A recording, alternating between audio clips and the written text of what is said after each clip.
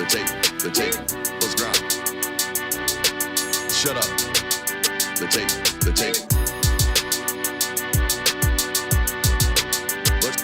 Let's grind. The tape. We do it a little bit different around here. We ain't gonna play. Shut up and grind the tape. Let's grind. We ain't gonna play. Them dogs in your face. Let's grind. We ain't gonna play. Shut up and grind the tape. Let's grind. We ain't gonna play. Them dogs in your face. Grind. Let's grind. Grind the tape, bro. Grind the tape, bro. Grind the tape. The tape. Let's grind. Grind the tape, bro. Grind the tape, bro. Grind the tape, bro. Shut up and grind. Grind the tape, bro. Grind the tape, bro. Grind the tape. The tape. Grind the tape, bro. Grind the tape, bro. Grind the tape, bro. The tape. UGA game day, boy, we ball out. Pull up, put the whole conference in the doghouse.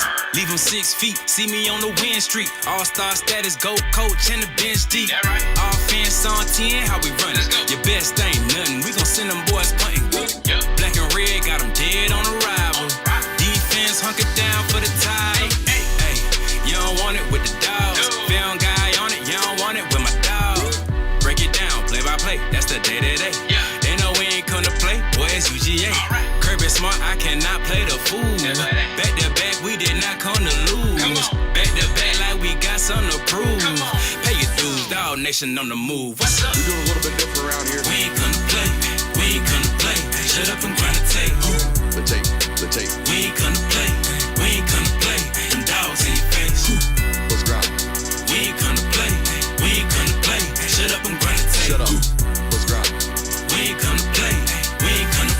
Them dogs in your face. Shut up and grind. Let's grind. Grind the tape, bro.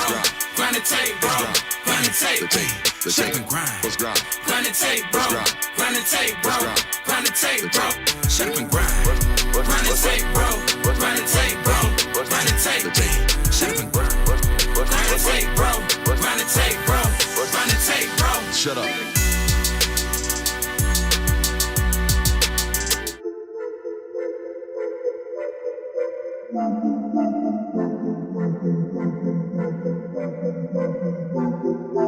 Welcome in, ladies and gentlemen, to MBR, or as we like to call it around here, Nothing But Rants, the show where I find topics that I'm oddly passionate about and I pontificate upon them. These are not hot takes, but rather takes that I'm hot about. What's up? You really like that?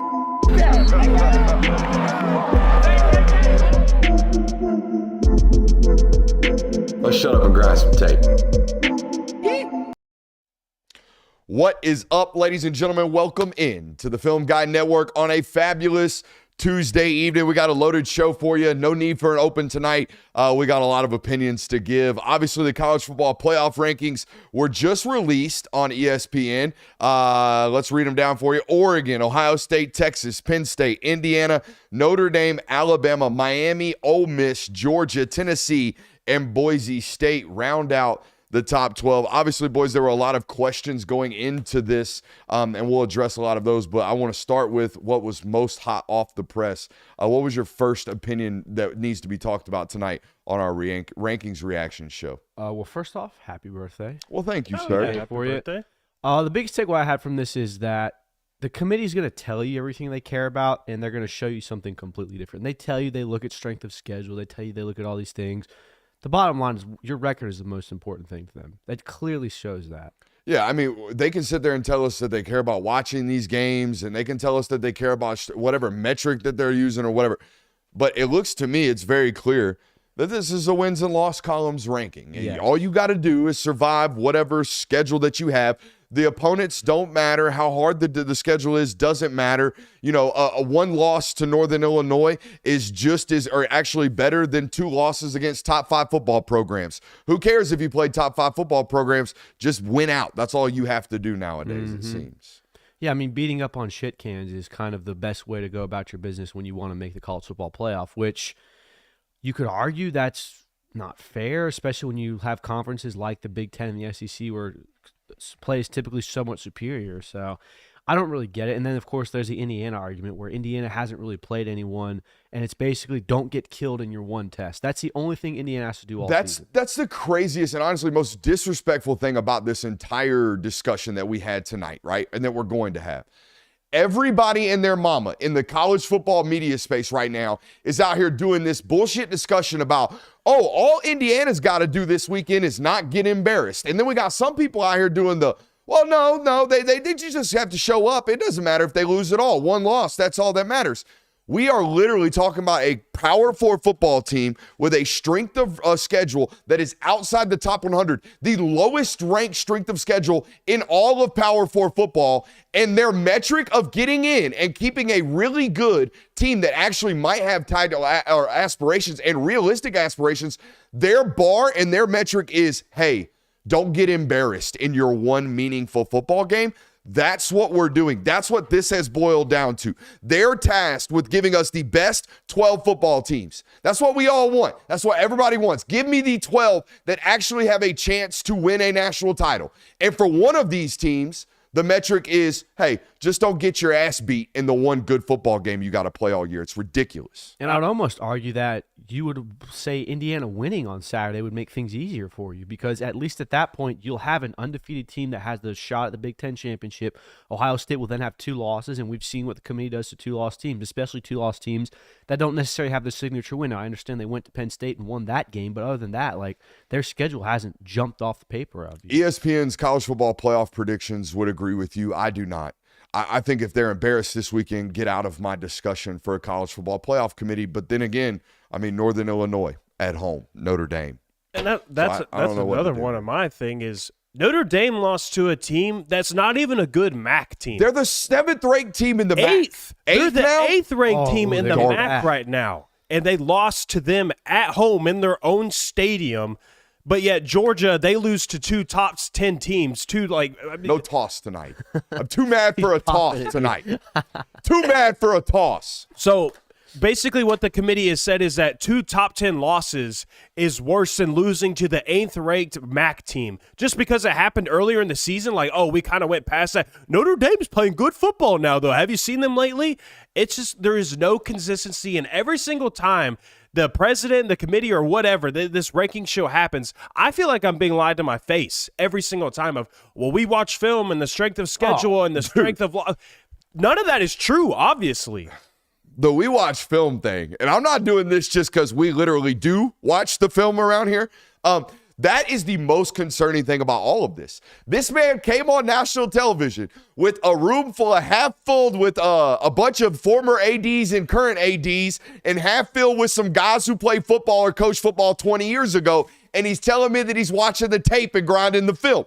And I'm looking at him like, hey, bro, the rest of the world that watches college football clearly thinks about this completely different than you do. Nobody in their right mind thinks that this is how it's supposed to be coming out right now, except for Big Ten believers, and that's it. But the rest of the college football world that actually watches these games completely disagrees with this committee, except for Booger, who is clearly up on ESPN stage with jobs is to defend Indiana. And everybody else is like, hey, take it easy, Bubba. Booger. And it's not the Indiana and the Notre Dame that pisses me off. First off, like, I saw the Notre Dame thing coming. I knew as soon as they started rattling off wins, like, here we go. Here comes the circle of Notre Dame. Oh, hey, wait, they're playing good football. They had the slip up early in the season, but now we think they're a playoff team. We all know how that ends. So I'm not as mad about that. But it's more just the consistent inconsistency that we've seen from this group. And not just this group, last year's group. The metric for as long as I've been watching college football, for the last 10 seasons, has always seemingly been your record matters most. Your record, which is what made last year so frustrating, because in the very end, they came and said, well, yeah, Florida State's undefeated. They're a conference champion. They're 13-0, but we think these are the 4 best teams. So it's like, how can you trust even what they're saying now? Because at the end of the day, they could just come out with completely different rankings and say, well, we grinded film and we looked at all of them. These are the 12 best teams we think. And, like, this is another big, like, inconsistency with this committee. And let me say this first by saying I think where Tennessee is at right now is fine. I'm completely fine with where Tennessee is at. But just last week, Georgia loses on the road to Ole Miss, was ranked number 3. They get pushed back all the way to 12. Tennessee loses on the road to Georgia by 14 points. They drop 4 spots.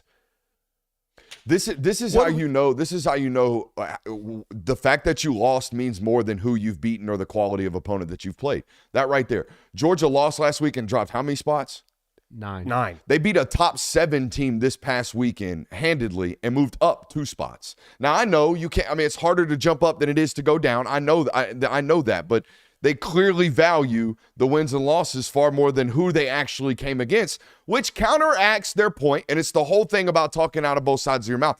You're clearly not watching the games. You're watching the box scores and judging the results, and that's it. And then you can even go more consistencies. They've got Tennessee, Georgia, Ole Miss. I get that. Georgia beat Tennessee. They should be ahead of them. Ole Miss beat Georgia. That's fine.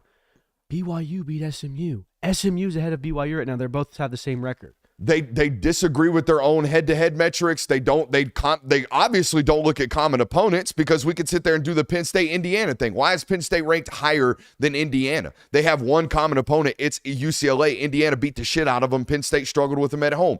There's a lot of these metrics that they don't even pay attention to. Should we go to the board and look at these strength of schedule records? Because this is goofy as hell as well.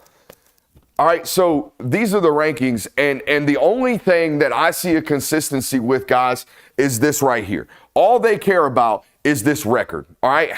How many wins you got, how many losses you got. I mean, there's clear as day kind of groupings of where they're at, right?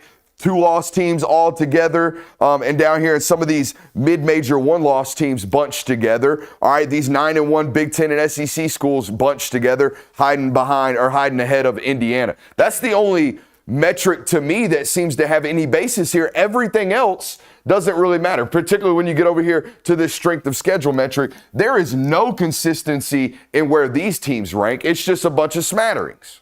Yeah, exactly. And again, why play difficult schedules? You're at this point, in turn, punishing the SEC and the Big Ten because they're going to play more difficult schedules than this. Now, I understand that the SEC has kind of eaten itself alive this year more so than it ever has. That's what happens when you add Texas and Oklahoma to the mix. But the Big Ten's got Oregon as well. So I don't understand why wins and losses are valued at the most when you talk about we're looking at all these metrics, we're looking at the eye test, we're looking at how the teams are playing. If you really were, it would not look like that. The consistency would not be within the records.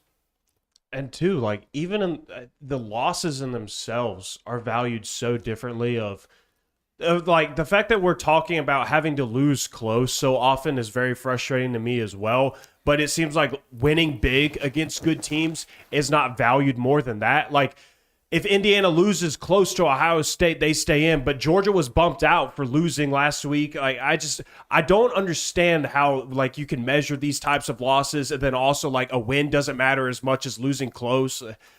Here's what bothers me the most. And you kind of you touched around this topic a little bit. Last year, when it boiled down to it, they actually had to make a hard decision. They had 6 quality football teams and had to pick for 4. Yep. This year, they're going to have 5 or 6 teams fighting for spots 10 through 14 or 10 through 12, and they're going to have to make a really tough decision. Last year, it boiled down to, in their heart of hearts, they couldn't say this, but Florida State wasn't one of the best 4 teams with their quarterback hurt. So they left them out. Ohio State lost their important game against Michigan, so they left them out. And they picked the 4 best teams and kept Florida State out. Now this year, they're clearly not doing the best thing. I don't think they are. They're doing this out of both sides of their mouth, wins and losses, strength of record. I don't think they're giving us their best football teams. No, they're not. And again, like, this was what the argument was leading up all the way into last year. And I know people talk about like last year is so much different. But in the same way, last year was all about records leading up to conference championship weeks. Mm-hmm. Then Georgia lost to Alabama in the SEC championship. Ohio State lost to Michigan the week before conference championships. Florida State won, but they didn't have their quarterback. All 3 of those teams were out. So, I mean, and then it was basically like all with very good records, worthy of being playoff teams. But at the end of the day, they said, actually, we're going to make the decision. It's the 4 best according to us. And I feel like the committee is almost being reactionary to what happened last year. There was this whole discussion of Florida State. All they won out. They did what they were supposed to. They didn't lose a single game. They should have been in. Now the committee is being reactionary to that criticism that they received for not putting them in the playoff and saying, oh, well, then this year it'll just be win all your games. That's the most important thing. That's all that matters. The win and loss column, that's the only thing that matters in this discussion. Nothing else does. No context is needed. I mean, we haven't even talked about yet how they basically came out and said, Yeah, you're going to get punished if you lose your conference championship. Reese Davis asked the head of the committee, I forget his name, I just keep calling him Kingpin. He looks like Kingpin, that's he is why. Kingpin. Our man Ward, who we're calling Kingpin. That's who it Ward was. Manuel. Ward Manuel. He asked Ward Manuel. Athletic director at Michigan, who, by the way, probably a little busy right about now. I don't know if y'all know this, but they're under NCAA sanctions. I don't know if that's like an active investigation or if it requires a lot of time allotment from the athletic director, but I would imagine. I mean, if you want to get real tinfoily, like look at the top 5 and then look at everyone else behind that. But I'm not even going there.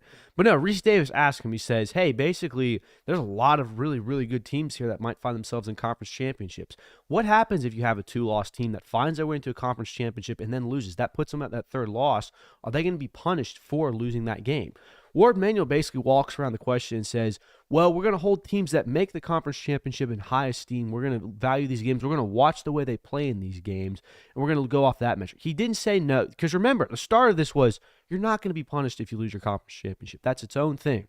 They've completely changed their tune on that to the point now where it's like, we're going to watch the games. We'll hold you in high esteem.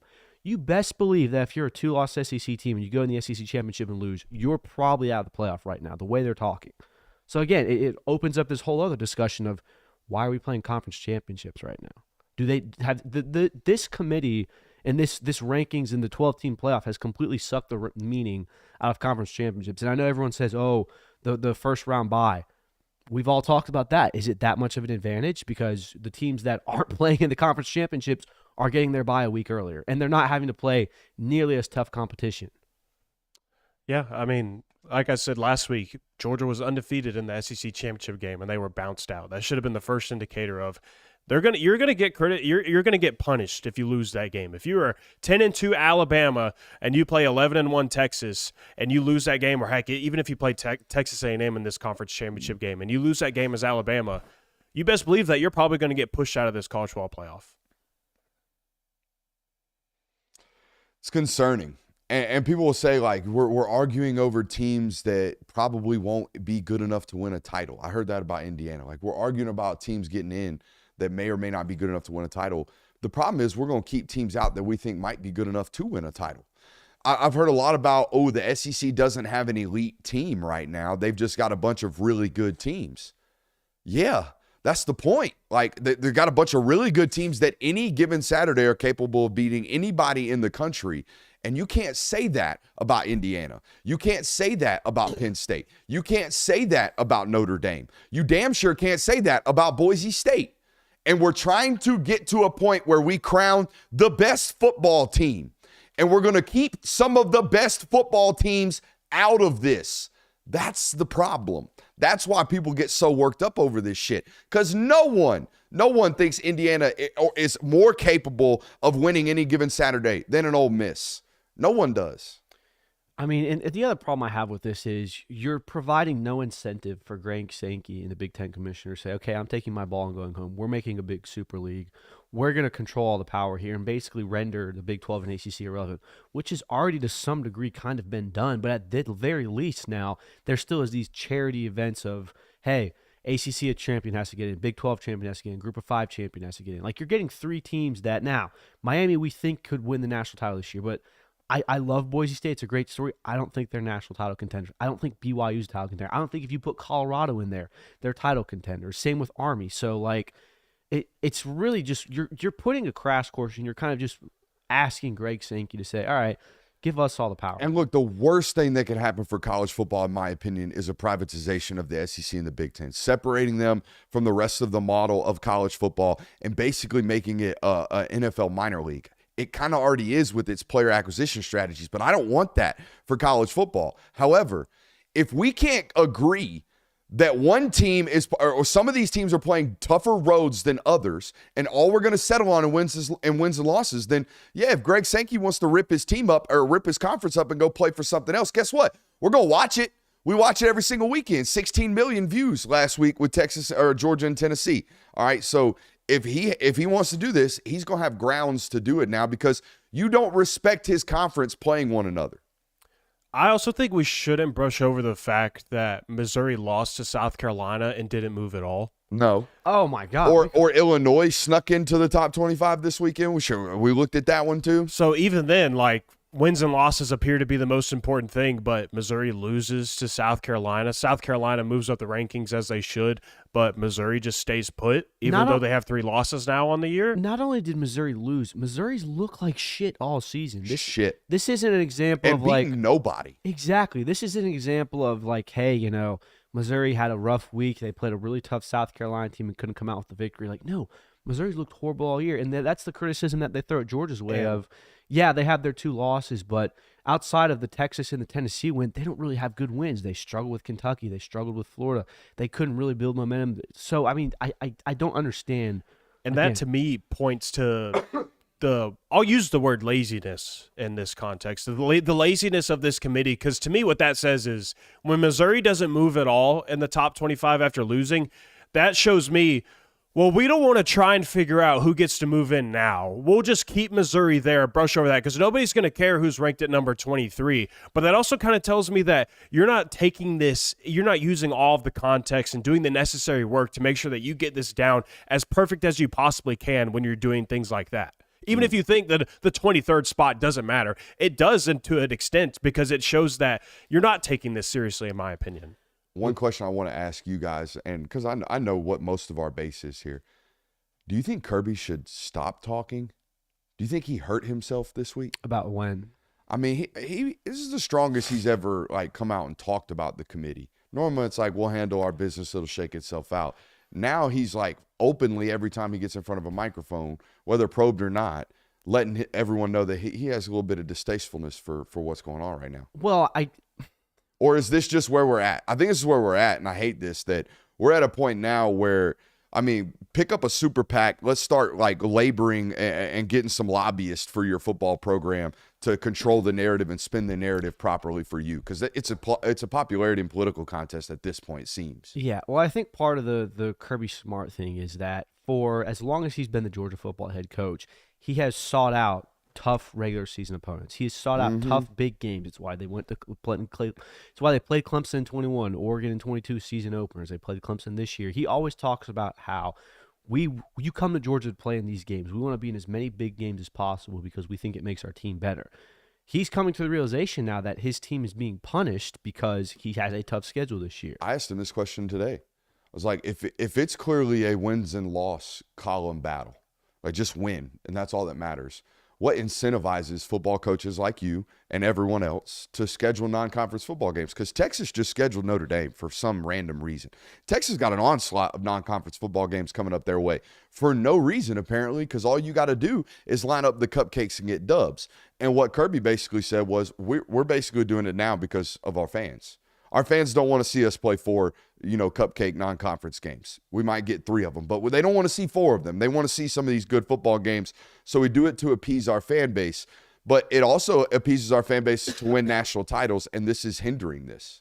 Our strength of schedule is hindering our ability to win a national title. Playing good teams is hindering our ability to win a national title. That's crazy. Absolutely. And I mean, it's such a unique situation as well because Kirby Smart teams rarely lose 2 regular season games. Like this is only the second time third time it's happened since he's gotten there. And if you want to count 2016, I wouldn't even count that. But with this time, not only do you have 2 regular season losses, but you have 2 top 10 wins or top 10 wins at the time to accompany it.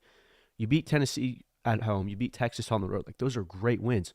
Those are some of the best wins in college football, up there in top 10. But you're still getting punished because of the 2 losses because you had to go on the road to an Alabama team that's currently in the top 10, and you had to go on the road to an Ole Miss team that is also currently in the top 10. So we do have some Super Chubs, boys. I want to get to these. JB was our first one of the night, says, why the hell are Notre Dame and Miami ranked so high? Happy birthday, bud. I don't know. I think it's goofy. I don't mind the Miami thing because I am a believer of that offense. And when you can score 50 points in any given football game, you can beat any given football team. I am of the belief that Miami has an opportunity to win a national title. If you told me they do, I would be like, oh, okay. I don't have that same belief about Notre Dame, okay? I think when they play a good defense again, they're going to have to win a 17-13 football game, and history says you can't win college football playoffs with that recipe for 4 straight games. So, no, I'm not of the belief of that one. Why do you guys think these 2 teams are ranked so high? I mean, because Notre Dame. Well, not even that. It's the record thing. we It's the just record talked thing. about it. Notre Dame Yeah. has one loss. It's so many losses. I mean, Navy, they beat the shit out of Navy. They've put up consistent performances enough for people to say, you know what? The NIU slip up, it was a week 2 thing. Stuff happens. They've looked really, really good since then, and they're one loss. Shit happens. Yeah, it was your performance that day. Billy Absence says the committee told you that they want UGA and Bama in the championship game. Happy birthday, Brooks. How? I don't know. They're on different sides of the bracket. Oh, that's how. Okay. I thought it was a bracket play. Well, I mean, if UJ and Bama are in the championship game, Texas doesn't get the 3 spot either way. So This one comes from Gas Dog MD. Happy birthday, Brooks. Love seeing the epic rise of the show from your grind. Appreciate the hard work from Jay Will and Kirby. dude, I got a and hard work Kirby. compliment. How about yeah. Kirby? Thank God. How about Kirby? I don't Yeah, know. no. You were here 10 minutes after me. I did notice the Jeep was in front of his car out there in the I driveway when I pulled did up. get here a little later today. I had to get gas. Nah, man, these two guys work extremely hard. We're extremely grateful of the growth that we've seen around the network as of late. It has not come without hard work. That is for damn sure. Happy birthday from La Familia. Bennett Spears says, UGA at 10 is a disgrace. Why play a hard schedule if it doesn't matter? You're know. 100% right on that one. We're in a complete agreement with you. 9 Mil Norm says, happy birthday, Brooks. Emphasis on conference championships must be removed. There is zero reason to have Boise above Tennessee. I think we're in all agreement there. Yeah, make it an exhibition game. Make it a game that literally says this does not matter. We're still going to give the 4 best teams a bye, but we're going to pick who the 4 best teams are. We're not going to auto-bid it. Do that. You won't have people being scared of playing conference championship games. It'll mean something because it won't mean anything if you lose. Like, that's doing that because no one believes, no matter what the committee says right now, no one believes that losing your conference championship game is not going to negatively affect your chances of making the playoff. This one's interesting. They say they watched the games, yet Georgia losing by 18, but it was really 12, does 5 more slots damage than losing by 14. I think what he's saying is He's talking about the Tennessee dropping versus Georgia dropping. Yeah. Here's my other If you're looking for consistency in the measurements of the losses, I don't think you're going to find it. Yeah, and If you're looking for consistency at all, I don't think you're going to find it. too, like, Georgia has the 3 best wins in college football right now, even though they have 2 losses, and those 2 losses are probably the best 2 losses in all of college football as well. And we're posturing these teams ahead of them, like Indiana, who doesn't have a single signature win. Penn State doesn't have one of these wins. Notre Dame has a win. Texas doesn't have one of these wins. No. And so, like, obviously that's what's valuing, like that's what's posturing them to be in the top 5 right now, is because they do have a quality win. But Georgia has quality wins, multiple of them, 3 of them right now, and it doesn't seem like 4. it means a hill of beans. 3? Who's the 4th? Clemson, Oh, you could click Texas, yeah. Tennessee. 3. My bad. Go ahead. Would this be easier if it was a 14 playoff? A 14? Like No. No, I don't think so. Not with regards of because with the way the SEC is now playing their schedules, I think it's impossible to think that you're going to survive with an 11-1 slate, a bunch of 11-1 teams, right? I think we're going to see perennially a lot of this 10-2, a bunch of these teams at 10-2, because week to week now you're adding in a crossover game against LSU or Alabama or Texas or Oklahoma. It's a much more difficult slate for these SEC teams than it was in years prior, where it's just like, hey, get through your divisional slate. I mean, the collapsing of divisions combined with the fact that you added Oklahoma and Texas and then Oregon and others to the Big Ten, I think has really made the conferences much more difficult to win. So, at least in the Big Ten and the SEC. I don't think the additions to the Big 12 and the the ACC made it any more difficult. The Big 12 is a glorified Group of 5 conference now. Ooh. It is. Name me one team in the Big 12 that you think Can win a national championship this year? Exactly. I don't have one. Let's look at some more of these super chubs. Happy birthday, Brooks. Emphasis on, we already talked about that one. Jay Patel says, if the metric of wins and loss record maintains, do you think SEC teams will have easy schedules to guarantee playoff spots? It's impossible to do in this conference. The random selection of your SEC slate is already going to put you in the top 25 of strength of schedules. If you play in this conference, you're going to have a tough schedule. It's going to be inside the top 40. The easiest schedule out there right now is Texas's. And they're still going to have, 2 opponents that are in the top 15? Yeah. That's 100% more than Indiana already off rip. Well, I think, too, what we're noticing is that there's a major imbalance in conference schedules of this was tweeted out the other day by college football nerds. Of the 3 of the top 4 in each Power 4 conference avoid playing each other altogether this year. Oregon, Indiana, Penn State, they avoided playing each other this year. Texas, Alabama, Ole Miss avoided playing each other this year. SMU, Clemson, Miami avoided playing each other this year. Yet Ohio State and Georgia both had to play all 3 of the opponents on that list. It's weird. Makes no sense. That shouldn't happen. That's another issue with this. There has to be some type of balancing with these conference schedules as well, if this is the reality that we're living in with this type of playoff format and committee. All right, we done with the college football playoff rankings discussions? I believe so. Make sure you hit that thumbs up button and make sure you're subscribing to the network as well. We'll get to some of those super chubs as we continue throughout the show. Boys, I watched Indiana today. Ooh, how was that? What was that like? Did you ever think you would be doing that? No, I never thought I'd be watching Indiana Hoosiers football and grinding the tape on that one. But I've got several notes for you here that I'm going to run down. I think Rourke is a high-level passer on the intermediate and deep levels of the passing game. He makes big league throws, like consistently on tape. He puts balls into tight windows, 15, 20, 30 yards downfield. I saw him hit multiple deep shots with Michigan defensive tackles in his face. He stands in the heat of pressure. He does get a little bit wincy when he sees pressure at his feet. If you put guys at his feet, that's any quarterback, but if you put guys at the feet of this quarterback, he tends to miss occasionally.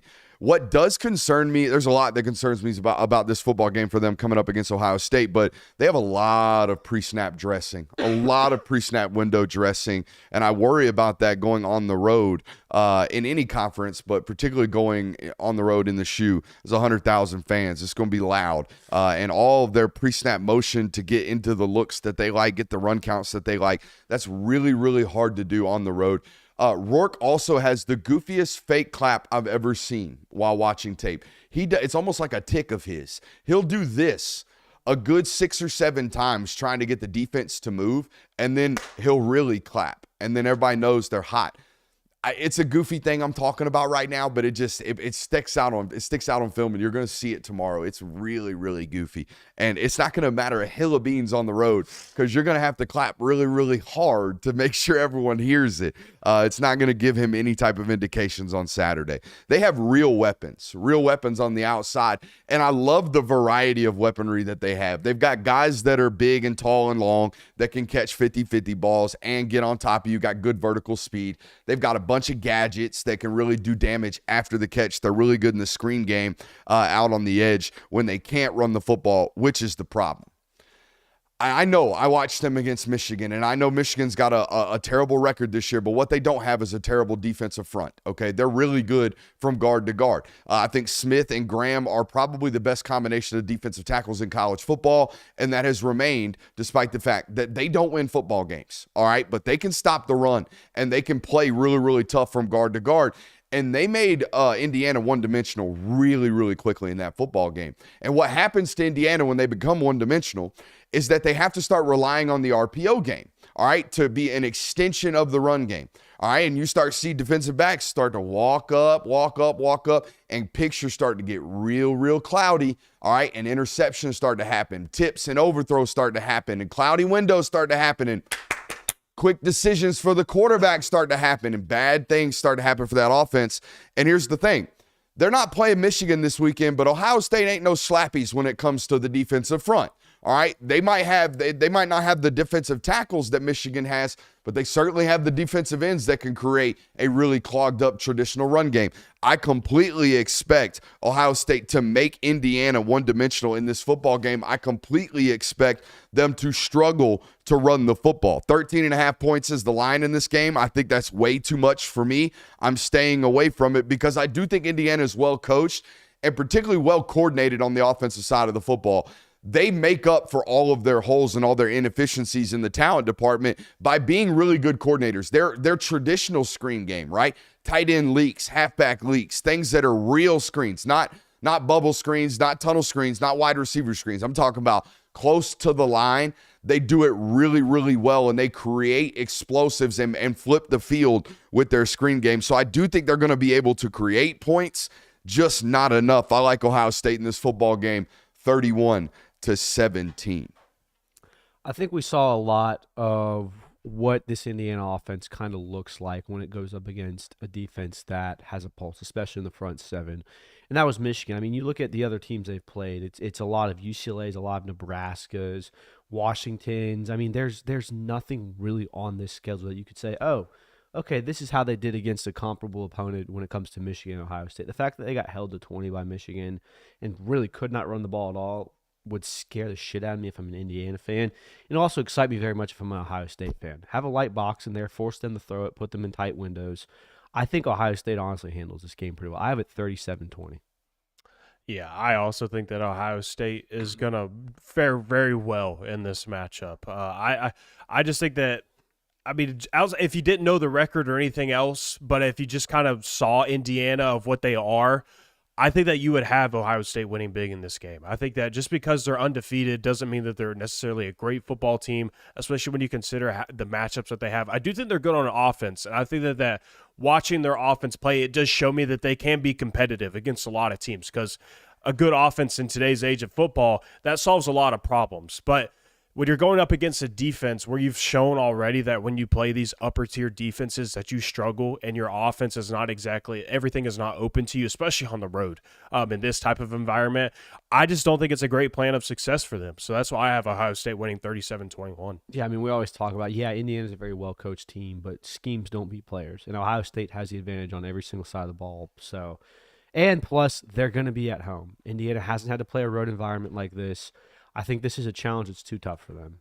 But honestly, if they win it, I think it'll make things easier. So go ahead and beat Ohio State, Indiana. I think the easiest path here is that Indiana gets beat by 35, and it's not even a discussion. Yeah. That's the easiest path. But the problem is the committee's told you right now that the records matter most. They can still lose this game, and they might not drop out of the top 12.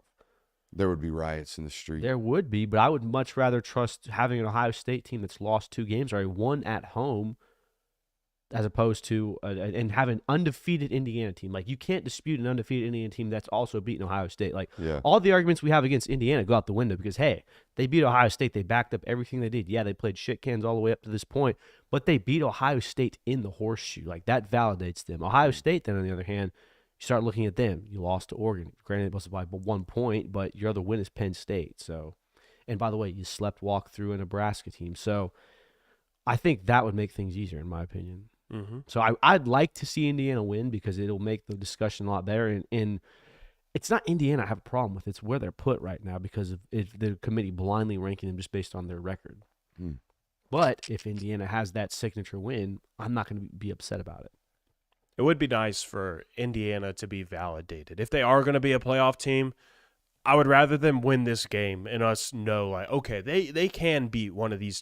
They can beat a team like this. Maybe they are contenders now. Whereas if they lose a close one, we're still going to feel the same about them. I don't think my opinion of them would change at all. Does it eliminate Ohio State? I think it would if they lose. They got 4 of the 5 top 5 teams from the Big Ten right now. They clearly favor the Big Ten. They like what they've seen in the Big Ten from those top Who's the head of teams. the committee? It's just, I don't know, man. But SEC bias. SEC bias. That's what we got around here. Texas A&M goes on the road to Auburn. The second stinkiest line that A&M's had all year. The stinkiest line I've seen out of Vegas all year, it stunk like rotten fish, and it ended up hitting like a mofo. Was when they beat LSU pretty convincingly at home. And then the next week they're on the road at South Carolina.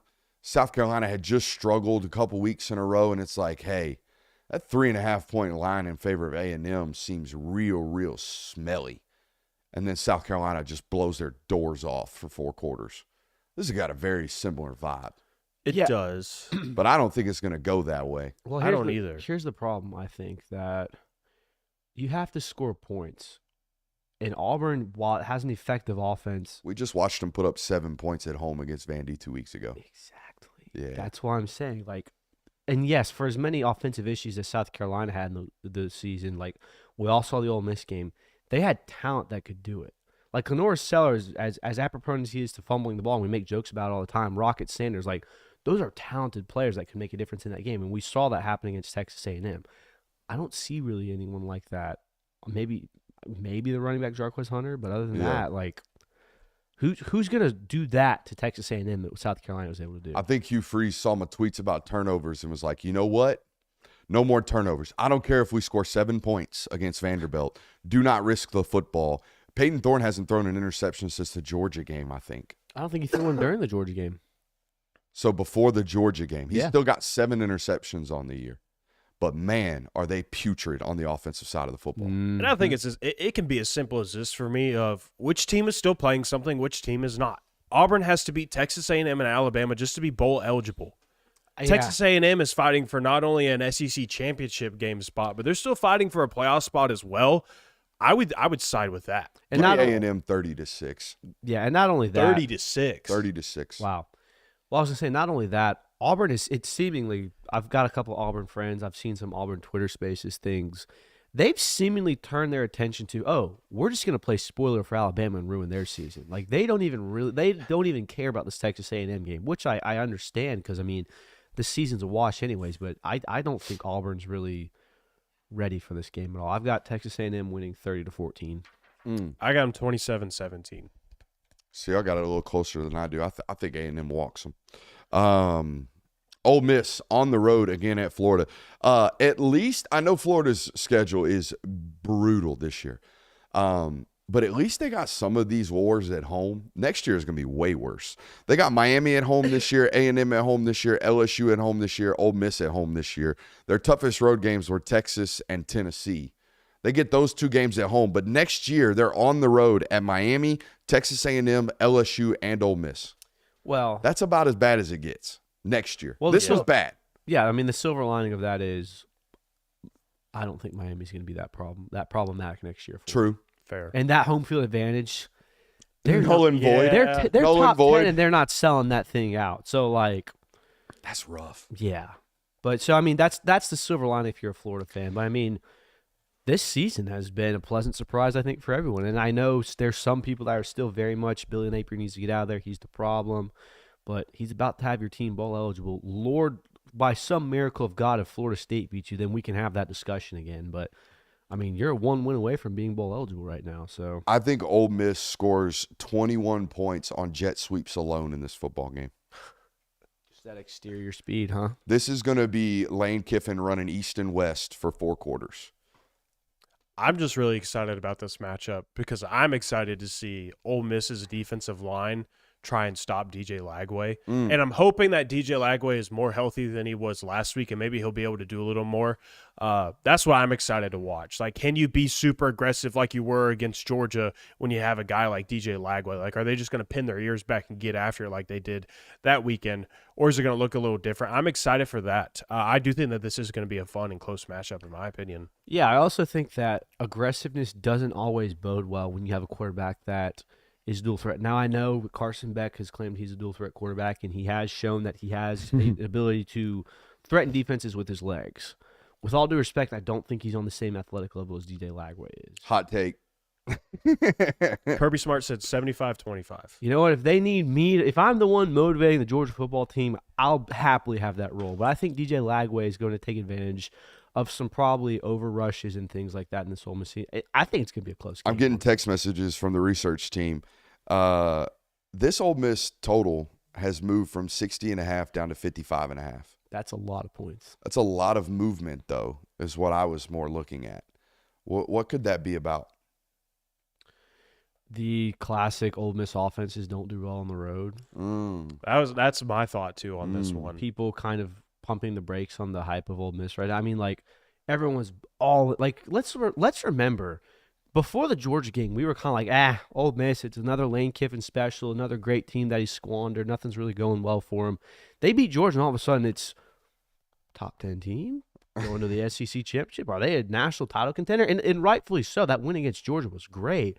Yeah. But I think that was a little bit of an overreaction by the media, and I think you're starting to see that in the lines. People are realizing, one, Florida's not a deadbeat that we all thought they were coming into the season. They're not a dead horse. They're very much fighting, and they proved that against LSU. And two, we've talked about it. Lane Kiffin offenses don't perform well on the road.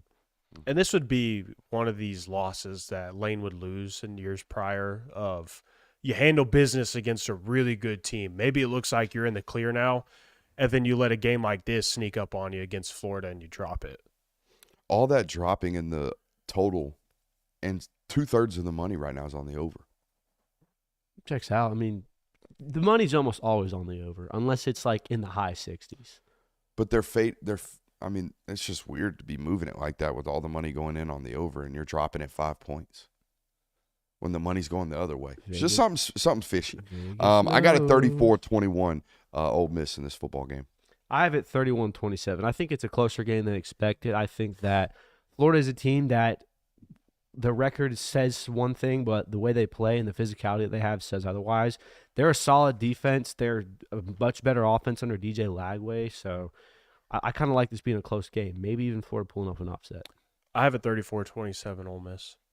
So we all see it pretty closely. Mm-hmm. I worry about Lane's ability to win close games on the road like that. Yeah, that's fair. Yeah, One-score games on the road. I wonder what Lane Kiffin's history is in that. Probably not too high. Probably not. Research team, probably 5 minutes. My Arizona State Sun Devils ranked in the college football playoff rankings. How about the world just dragging ass, catching up to this network on the Arizona Sun Devil takes? Hey, like I said, I gave you flowers on Monday. You've been a big chairman of the Arizona State fan base, and people are coming around on them now, especially after their win last week. So. We done woke them up.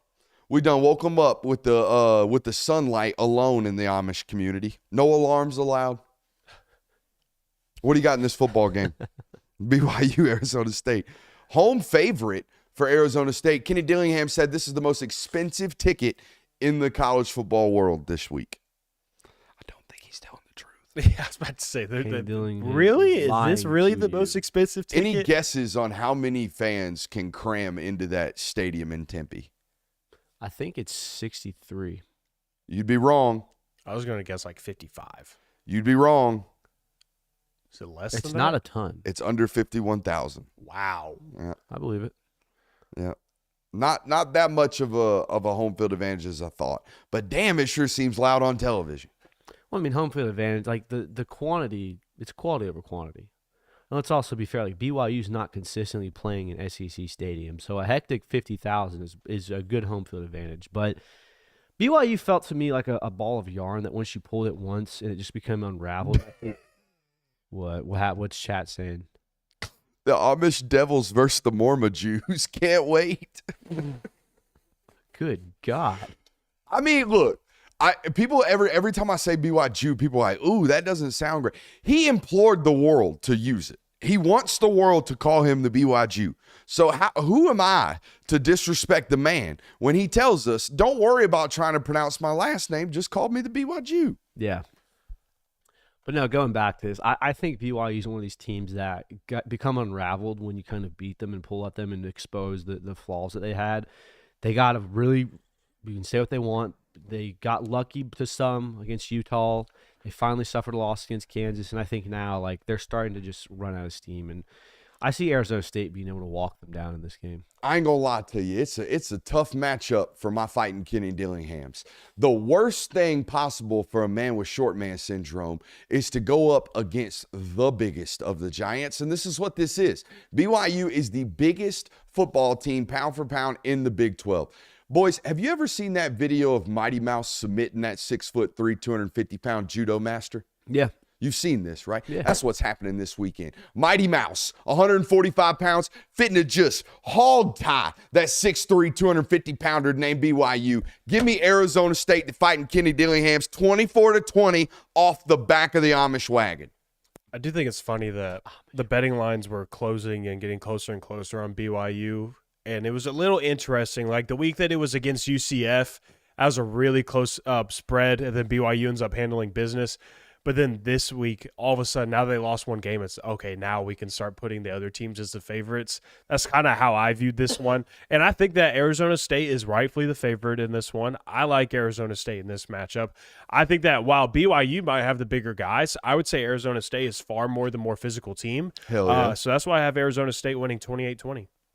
Walk Yeah, I've into got an him alley with the 35-23. short king. Think you're gonna survive. 35. 35?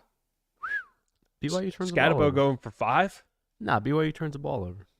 They'll have a short field. Colorado at Kansas. Can Kansas do it 3 weeks in a row? Can Kansas do it Streets 3 are weeks in talking. a row? Jay-Will, do Streets you are want to go talking. first on this one? Or Who's getting Why? back Are you into their scared? addiction? Who's getting back into their addiction? It sounds Who's like- calling their AA sponsor saying, "Oh, it's looking good"? Who's doing it? It sounds like Jay-Will's getting ready to be back in on it. Are you? Tap me in. Oh, shit. I'm He's just back. kidding. No, I don't think that they're going to do it this week. I think that Colorado is playing. Now, Kansas is playing good football, and they've completely turned it around to what you could for a team that had 2 wins halfway through the season. You picked up 2 signature wins for a team that really isn't fighting for anything anymore. So kudos to you, Leipold. Good job on you making sure that your program and your team is still fighting till the very end. But Colorado is also playing for a much bigger thing in the college football world, and I think that they're playing their best football right now. I think they're playing with a lot of confidence, and I think they're going to carry that into this one. I do think it's close. I think it's a high-scoring game. I think there's going to be a lot of points in this one, but I do think Colorado wins 38-34. The interesting part about this game to me is that a lot of the Kansas struggles earlier in the season were because Jalen Daniels was struggling himself. He was he was having interceptions. He wasn't completing passes. He wasn't seeing the field as well. He's turned that around, and you see that they've started winning games because of this. And honestly, Colorado isn't exactly the defense to be like, oh, they're going to put this quarterback in a blender today. I think there's going to be points scored in this game just because of the talent that's on both sides of the ball. I just can't wrap my head around Kansas after what they put on tape for the first half of the season, winning 3 of these top 25 matchups in a row. I think Colorado has the talent in this game. And I think it's also a Colorado special where we go, hey, it's a 1-score game in the fourth quarter. And then you look up and it's, oh, Colorado won by 2 scores. I've got Colorado winning this game 41-28. I'm not saying Colorado's offense is the best in the country. I'm not saying their special teams are. I'm not saying their defense is. But I don't know of a football team in the country that's playing as good as they are in all 3 phases right now. They're really good on offense. They score touchdowns and make plays in special teams, and they make big-time plays and stops on the defensive side of the football right now on that Big 12 schedule. I really like Colorado in this football game, not by a huge ton of points, because I do think Kansas's defense is what's been the real difference maker over the last several weeks. Give me Colorado 27-21 in this football game. I like it. So you think it's multi-score game. We both think it's close. I think Colorado's done this the last 3 weeks, though, where it's like, hey, Oh, it's a no, close yeah, game, and then I they pull agree. away. I see it kind of being that once more. So it'll be a close game. It'll be 1 score until like 8 minutes left in the fourth, but Colorado's going to pull it out and have a late touchdown or get a turnover again and punch it one more time. Jalen Daniels would be the one to throw a horrible turnover in this game. Mhm. Yes, he would. This was the point in my notes prior to the college football playoff rankings today that said, quote, anybody else feel goofy about this, quote, how close does Indiana have to lose by discussion? I was already on it before the college football playoff rankings even came out, where we're like, is a 17-point loss good enough to get them into the college football playoff? Good enough. Disgusting. And that's like Play one quality football team all year. I saw some Just lose close, and we'll let you in to decide if you're good enough to win a title. And I saw some people kind of like say best losses when I was saying Georgia has 2 of the best losses in college football right now. And people were kind of like, bro, what are you talking about, best losses? I brought it up because it's being brought up for Indiana of they would have a really good loss against Ohio State. That's one of the talking points of why they would be in the college football playoff of they would have a good loss. So, yes, I brought up good losses because everybody else is doing it. Clearly, that is a metric we're using to grade these teams right now. When did losses become good?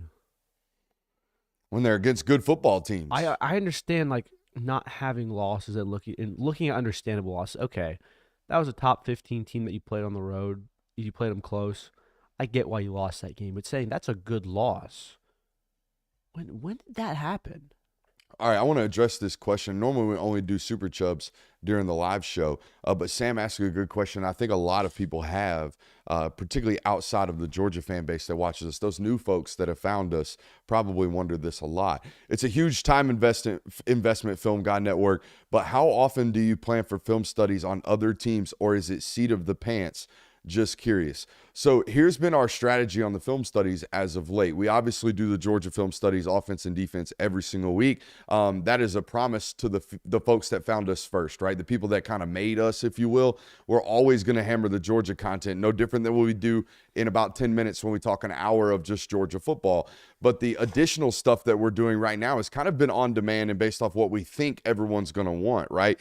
This week's biggest matchup in preview is obviously going to be Ohio State and Indiana. So tomorrow I'm going to bring you a film study on that. Last week, the biggest question was, what in the hell did Alabama do to be that dominant against LSU? So we brought you that film study. It's kind of been sporadic on the national play with regards to the film study. What have you guys thought about our plans this year with the film?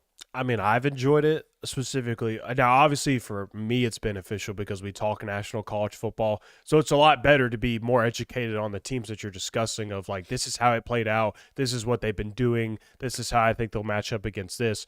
But I also think it's just good to know you watch your own team every single week and you get really good at knowing what they do and how they play, what is typical of them, what isn't typical of them. But watching other teams too, it not only just broadens your understanding of those teams, but it just broadens your knowledge too of football in general because you're seeing different concepts, you're seeing different looks too, and kind of getting a better understanding of the game in itself. Yeah, I mean, you can watch in real time in broadcast and kind of see what they're doing and get a replay and things like that. Okay, this is what they're doing. But it's a lot better to understand why teams do what they do and the situations that they choose to do. And I think that's what the film studies really provide. Hell yeah. I got best bets for you guys. Let's hear 'em. We're 54 minutes in, and I haven't given a shout-out to our best friends over at BetUS. If you're looking for a new book this season, BetUS is indeed your answer. Head over to BetUS right now using the link in the description of this video and use promo code YouTube150 for 150% deposit match up to $2,000 on your first deposit and 125% deposit match on your next 2 deposits up to $2,000. Y'all ready for best bets? I am 13-7 on the year. Weren't you 13-7 last week? No, I finished 13-7 this week. Okay. I keep a running tally on Twitter, so definitely I think I'm right on that one. Here we are. I don't love these. I'm not going to lie to you. You're going to be chasing points all week, and that's fun. You're going to be watching football games praying for a blowout.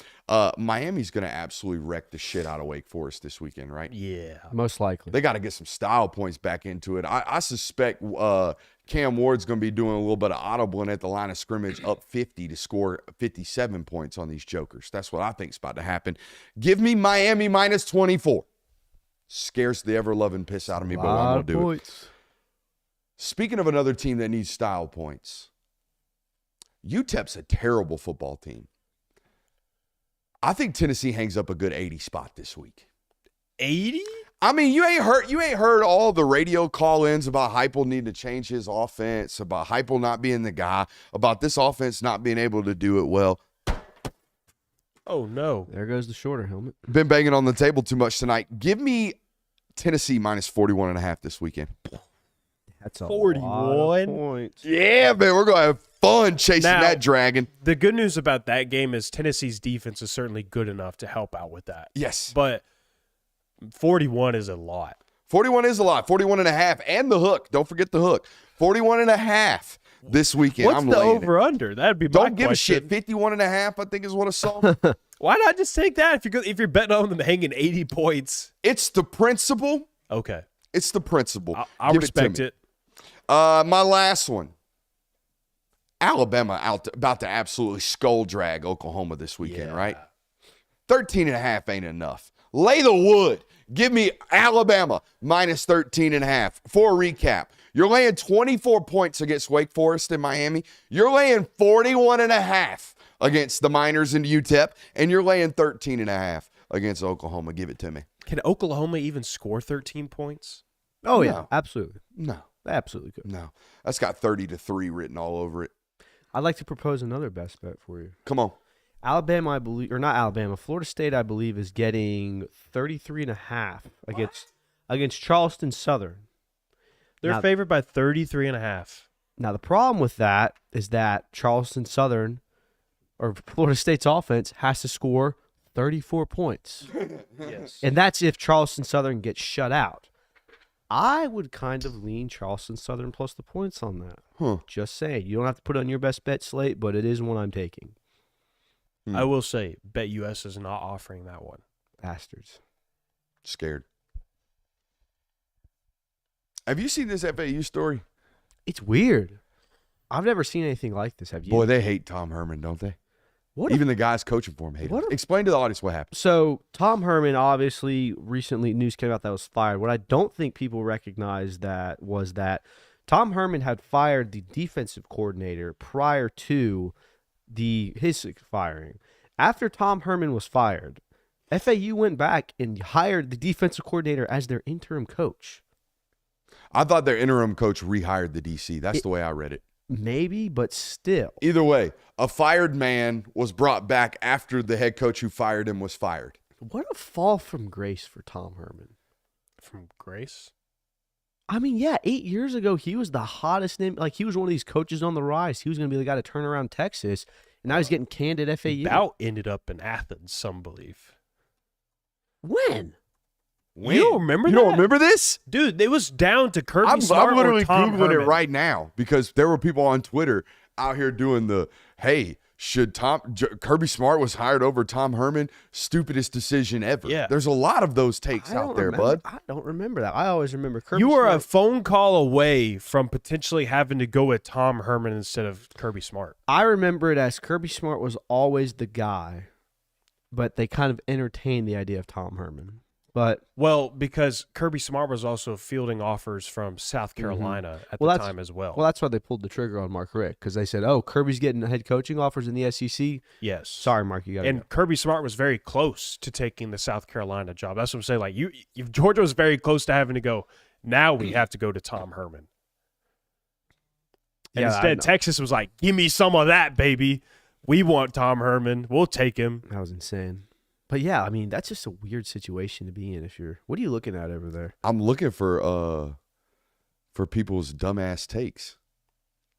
Go under the. Kirby Smart's situation isn't an easy one, but he can learn from coaches like Dan Mullen and Tom Herman. All you have to do is go to the tweet.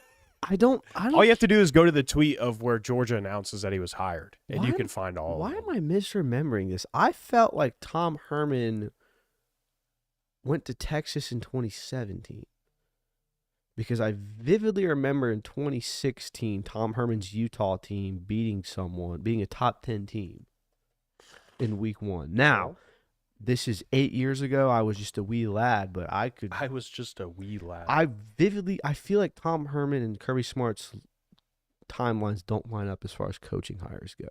Well, so they lined up. Yes, because he was the head coach at Houston from 2015 2016, and then in 2017 he got the job at Texas. That's what I remember. So, I mean, Kirby Smart was already there. Yeah, but Tom Herman was getting offers. Like he was one of the hottest names on the market when he was at Houston. Correct. Just because he didn't take the Texas job until a year later. Okay.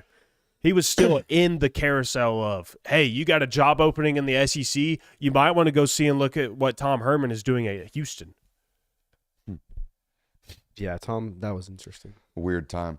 FAU and Charlotte play this weekend. It's the bowl of fired football coaches. Did you see Big Poggi pull back up to the Yeah. practice? I wonder. I guess when you basically buy your way into the football coaching job, like you kind of can't not return. Like you just have the ability to walk up whenever you want. I also guess. think he's one of the guys that does not give a shit. No, he so- doesn't. What are they going to do? Haul him off? Yeah, I got fired. I didn't get Coach, you can't be here today. Really? I got fired. I didn't get a restraining order. Are we good on the national hour? I'd like to see a security guard try and escort Biff Poggi out. We can talk about the Heisman odds real quick. I mean, it's looking like Travis Hunter's running away with this thing. But my question to you is, if Kansas does it, is Ashton Genty the favorite? So here's the odds right now. And it's slimmed down a good bit on BetUS. Travis Hunter's minus 400. He's the odds-on favorite. Then it's Ashton Genty at plus 350. Big dip, Cam Ward at plus 1,200. It's over. You think so? It's over, man. It's over. Even we're, if Kansas- we're already seeing the posturing on the major networks. Here's how you know when it's over. Reese Davis talked about Colorado and Travis Hunter's football team. Yep.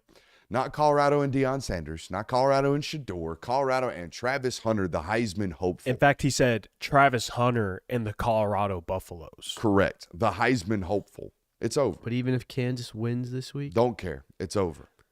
I don't know. What if Kansas wins this week and Ashton Genty puts up 250? Bro, Ashton Genty, I hate to do this, ain't really been eating the last 8 weeks.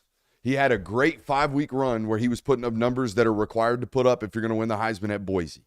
He has not done that over the last 5 or 6 football games. When was his last 200-yard football game? I can tell you if you give me 20 seconds. Please do. If I'm sure, maybe there was one sprinkled in that I'm misremembering, but I feel like it's been 22 totes for $160 the last month. Mm-hmm. It's crazy that not having 200 rushing yards is a down game. He had It is when one guy's the best defensive back in college football and a 100-yard average receiver per game. He had one 2 weeks ago at Nevada. So, yeah, one sprinkled in, and the rest of them are 22 for He had another 2 weeks before that against Hawaii. And he's only had one performance under 150 yards. Excuse me, 2. So, I mean, it's not like he's been getting put in a box. No, but it's also not like he's on pace again to break Barry Sanders' record, which is what we were talking about for him to win the Heisman. He's on pace to hit 2K in game 11. I don't know. Can I just say that I don't care who wins the Heisman. It doesn't feel like anybody is like stamped like, yes, that was the obvious one. I think it's pretty obvious.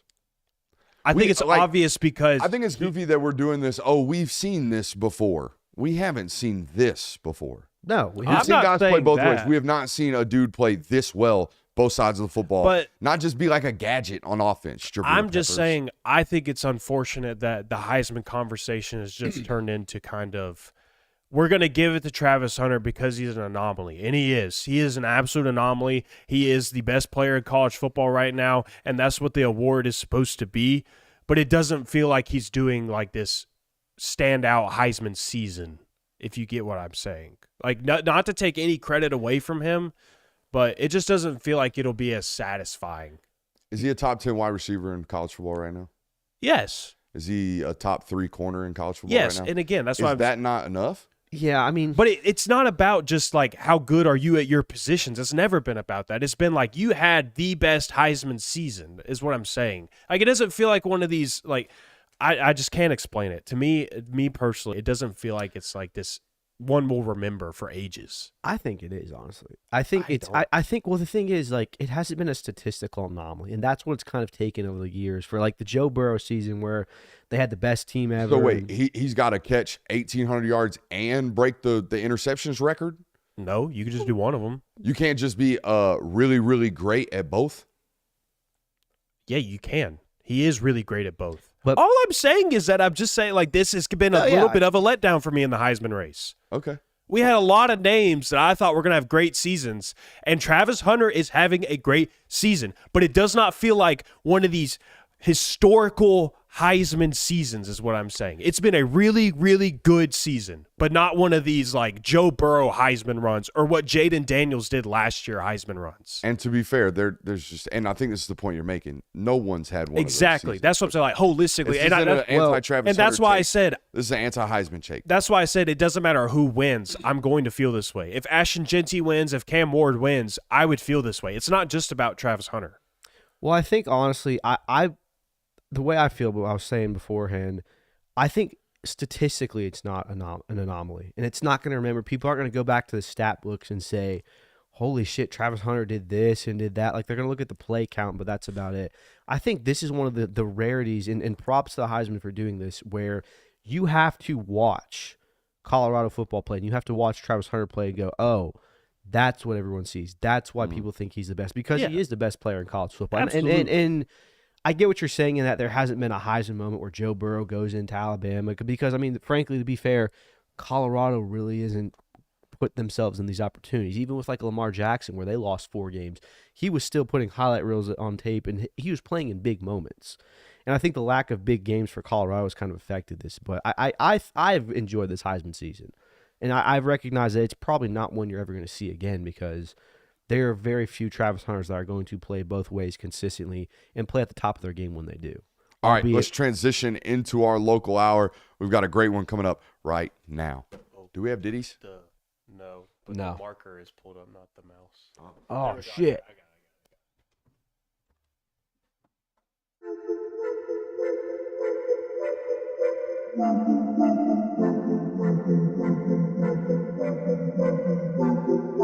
Welcome into Talk the Dog, the show where we find a bone to pick and a take to give. These are not hot takes. These is dog takes. Can I talk that dog? What's up? You really like that?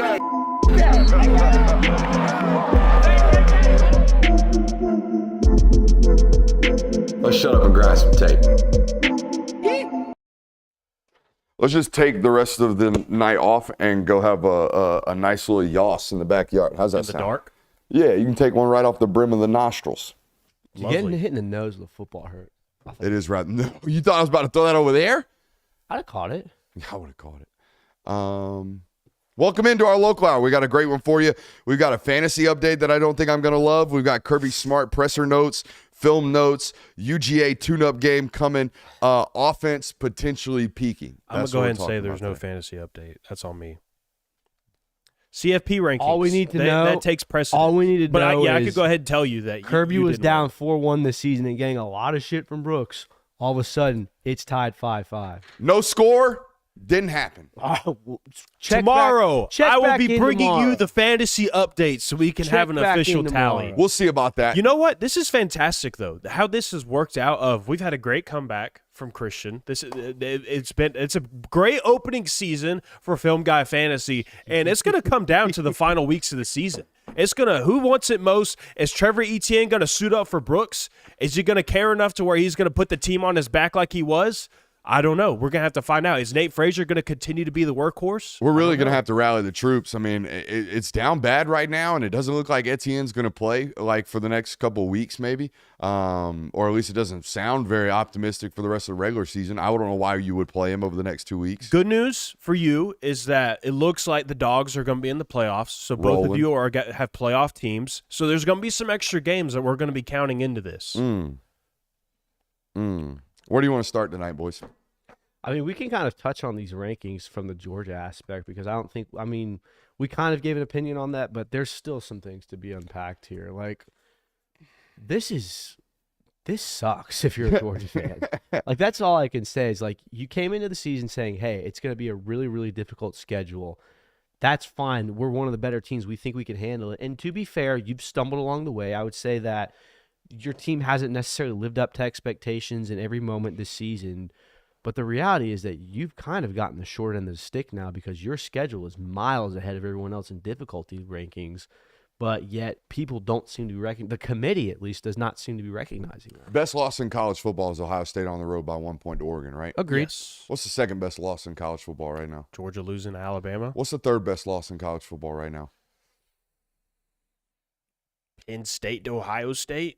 Okay. Yeah. So Georgia's got what we're going to say 2 of the top 5? Yeah. Yeah. I mean, if you want to make the argument that Bama losing by a score to Tennessee on the road. Okay, good loss. Georgia has 2 of the top 10, no doubt, easily. Yeah.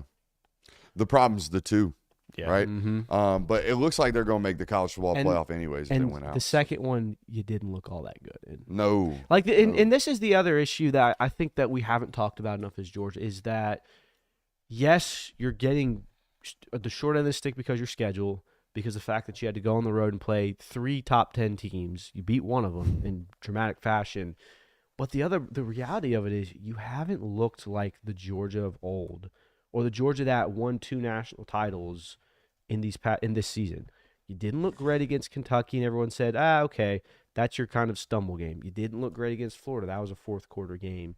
Your offense hasn't looked really, really, really good against other teams like that. So, I mean, the reality is that Georgia's done this to themselves a little bit as well because I think that they've had opportunities to come out and punch teams in the mouth and they haven't. Like a 10-point win against a Mississippi State team that was not good is not a great look for you. So, I mean, outside of the Texas and the why does how you lose matter more than how you win? I don't know. Because they look bad in 1 loss, but they looked really damn good in 3 wins against top 10 opponents. Mm-hmm. So why does it matter more when you look bad losing, but you look like the best team in the country winning? Yeah, but and my argument is it's not the big games that I think they're getting punished at. To some degree, it is because you have the 2 losses. I think it's the in-between stuff.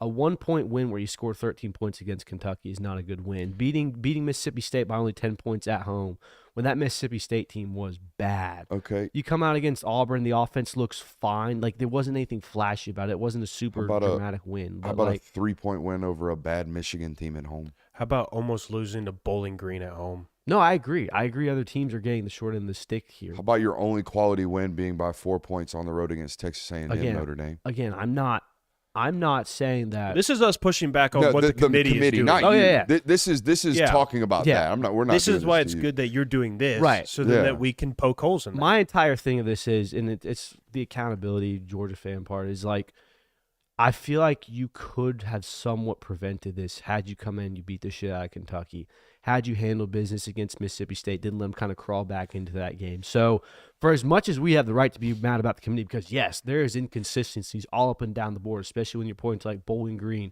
and other things like that. But if you're a Georgia fan, there has to be a small part of you that's like, damn, if we'd only handled business in these other instances. The reality is, like, if you didn't get down 28-0 against Bama, you probably win that game. Sure.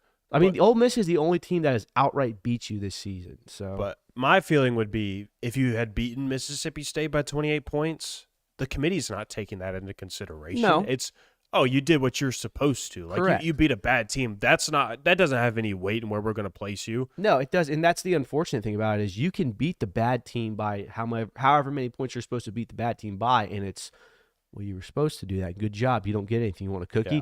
If you don't beat the bad team by that much, people then automatically go, hey, what's up with Georgia here? They don't look good. And I mean, to Kirby, and I get it. Kirby Smart has talked about numerous times how the SEC is one of the hardest conferences to play in, and I agree with him. But you're at a point where it's obvious that the outside committee does not agree with that. I got one for you, and What's it's up? not Georgia related. But who has to win out more, Texas or Indiana? Indiana. You think so? You think Texas can lose to Texas A&M and get into two-loss team? I think that Texas does because their path is through Atlanta. Whereas if Texas drops a game to who they got this week, Kentucky, like if they lose to Kentucky this week, I think that would be weighted a lot more than if Indiana obviously loses to Ohio State. But because Texas has to go through Atlanta, like that's what their realistic path is of you go and play in the SEC championship game. If you lose that one, you're still going to be in. If you win that one, you're a top 4 seed. You get the auto bid. I feel like Texas would have to win out more in this case. This is actually a great question because it's essentially going to come down to who does the committee value more? Two teams that don't have a signature win. One team lost to both of the top 15 teams that played. The other team lost to the one team with a heartbeat that it played. And it's basically going to come down to head-to-head, who are you taking, in my opinion. And I think they're going to lean Texas there. So that's why I would say Indiana has to win out more just because of the brand of Texas and the bias towards them, I think. I was about to say, that is a realistic point in this discussion at this point. You got a 10-2 Texas team that brings millions and millions and millions of fans. And the reality of it is also this, like, Indiana very well could just be a flash in the pan or some prop thing. Like, we've seen Texas have success over the last 2 seasons. And I know that you're not supposed to look back at the past seasons and the past results and use them into this year. Why People not? see that Texas Longhorn, they're going to Because have much different feelings. college football is way too fluid now to be looking in the past. I agree. The transfer portal You're has right. changed that completely, in Mhm. my opinion. Like, You're right. just look at Florida State. Facts. I have film notes. Do you want those? yeah. Ooh, more film Let's notes? talk about this. You I saw say, some Tennessee fans giving you some credit on this and also showing Befo- some frustration about this. Before we do that, because I know you kind of went into this on Sunday about how the refs suck is the easiest take. Why are they doing this? Why are Tennessee fans why do you doing think it? they're doing this? I have a theory on that, but It's the whole point I made Saturday, and it's because people in the national media keep placating to it as well. This whole idea that referees suck. I don't know if you guys know this, but as long as I've been watching football, no one's thought the referees were very good. never. I mean, I watched the national title get pulled away from Miami. I watched it happen. We were all there. That was 20 years ago. Like, refereeing has never been, like, solid. It's never been 100% good, but it's the easiest thing to do. It's the easiest thing to blame somebody else instead of take accountability for the way that you lost. As if there weren't 14 points worth of beating on that box score when you look at There it. it is. My- That was going to be my takeaway. Is you don't ever really beat Tennessee. It's always somebody gave it to you. It's always the outside circumstances that cause. Bro, them to they lose. blame the rain 2 years ago. The rain. The rain. The rain. They blame the length of grass at Oklahoma for a bad offensive performance. Yeah, I mean they blamed Connor Stallions giving South Carolina the offensive call. Now look, I think part of the reason that we understand, and this is a Twitter problem. Twitter brings the it puts it in front of you. amplifies the bitching and the moaning and the complaining. I do want to say there were far more Tennessee fans that saw me give that take and go, you know what, he's right. Yeah. than I ever thought they would. And no credit, and I'm not trying to shit on Tennessee fans here because I've seen Georgia fans do it against the Ole Miss game and do it in Alabama. Like The Ole Miss game, Tyler Simmons was on sides is like the biggest and most repeated comment ever. well, I mean, What? Well, I mean, what, he dude? was. Yeah, and 2nd and 26 happened. Get off the field. I mean, They were off the field. They were getting off the field. They had a block punt and a touchdown. in the third quarter.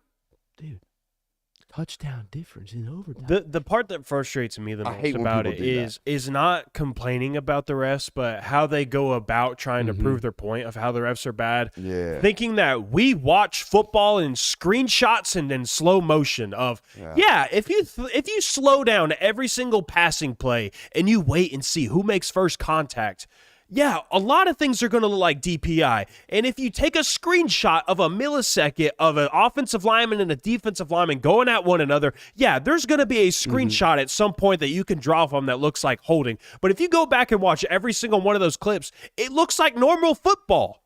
Yeah, I mean, the Nitro Tuggle one is my favorite in all of it because obviously I think we can all agree it probably was not a face mask. He never grabbed the face mask. The elbow knocks the helmet off.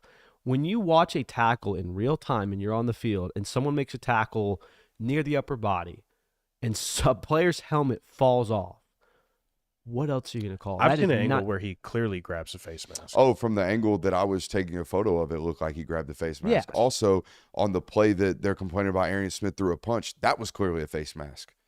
There was obviously a face mask in that one, and then he pulls his leg. I don't worry about the pulling of the leg, but they missed a face mask on that one. So, like, my whole point about it is that you can do this, like you said, in every single football game. I can sit there and I can go, oh, there was 15 missed calls on my team. I can turn the tape on and do it. I did it yesterday to a Tennessee fan who I like. Jordan Moore's doing great work, and he tweeted a photo out or a video out of the punt return. The biggest play for them for Tennessee Saturday night was that punt return. There's a clear as day blocking the back on Jalen Walker as soon as the damn punt returner catches the ball. And it's like, oh, your biggest play should have come back. 3 points. Rip it off the board. And Give it to me now. They ran It's into mine. Anthony Evans on a punt after he called a fair catch. That You one can do it wasn't called. every single game instead of just looking at the honesty and saying, oh, shit, for the third year in a row, we can't run the football against these guys, despite the fact that they're playing box counts that are -3. I think my favorite one, though, is the video of Peyton Woodring's kickoff going into the corner of the end zone. When you want the full context, that's the drive Tennessee kneeled it out to go into halftime. The 10-yard difference was going to make all the difference in the world in that football game, though. It's to answer your question, it's far easier to blame the Zebras. Yeah, oh, absolutely. And again, people are placating to this nationally. Oh, refs are terrible. It's the worst they've ever been. Nobody will ever make them hold accountable. But you know what I saw after you put out the film study? I saw Tennessee fans saying, why are we not running in these light boxes? It felt like all game. Why were we were 12 personnel. They have 5 people in the box, and we're throwing the football. Yeah. So then that's the beauty of it. You go back and rewatch it like, I'm wrong at the wrong person. I'm wrong at the wrong things. Yep, Yeah, I I'm mean, mad I at the just wrong thing. that was more just something I wanted to discuss and be like, where's this coming from? Because we didn't have time to get to it on Monday. So. All right, let's hammer the film notes. Smile Mondon being back and being healthy was very noticeable in this football Very game. big for your defense. Very noticeable on the tape, especially. Played great in the run. Slammed a few counters tremendously, playing with a lot of physicality. Played great in coverage as well. There's a third down play where he knocks a ball out of Kitzelman's hands. That was a tremendous momentum play in the second half for that football team. Kristen Miller, and we've been talking about 52 all year this year about how he's been playing good football, right? That's what we've been talking about. I think it's now at the point of the discussion, at least for me, guys, where we start to have the discussion about Kristen Miller as a difference maker, not just as a serviceable, really good player. If you watch that tape Saturday, he was creating disruption consistently in the run and the pass of that football game. And it's been like that for several weeks now.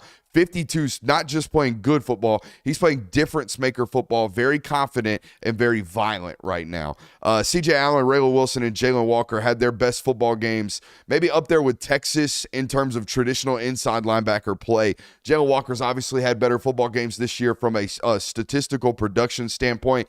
In the sack department, I felt like this was their best week in terms of actual inside linebacker play. They played tremendously inside the box. Passing windows were even clogged by these guys in their drops once they played the run and then saw a pass. What's up? I also want to talk to you about that because I do feel like, and this might be It's become far more impactful than years past. not only that, I think it also might be you might not be getting home quick enough in time.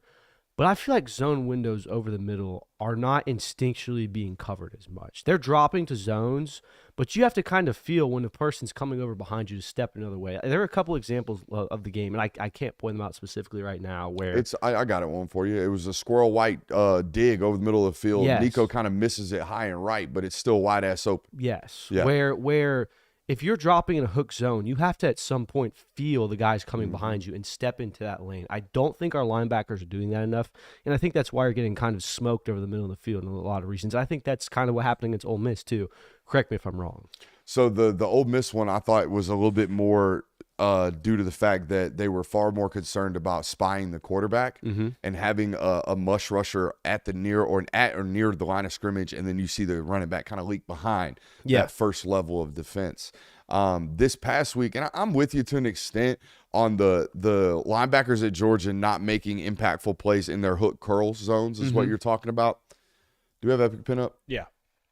This is a good discussion, and I hate to do this. Oh, I actually love the fact that our studio allows us to do this because when we run into these discussions, I'm sitting here talking football with my hands instead of getting up on the board and actually drawing it. What Kirby's talking about is these two guys, when they drop in to their hook curl zones, what you're seeing a lot of times is the number 2 wide receiver running up and in behind these guys, and that ball getting hit right over the middle of the field. Part of the reason, Kirby, is because they are playing a lot of too high safety looks, particularly last weekend. So the middle of the field naturally is open. But what I am asking for, and I think as guys like Justin Williams and Chris Cole continue to get older and better, much longer athletes, a little bit better athletes in space, I do want to see somebody run up underneath one of these guys and pick one of these footballs off. I'm with you. Right, and you don't even have to turn and run. Just have the instinct that this person is coming behind me. I need to start working this way now, as opposed to just dropping into this hook zone. You got to have eyes in the back of your head. Exactly. Kind of like when you're running across the field to take a photo of one head football coach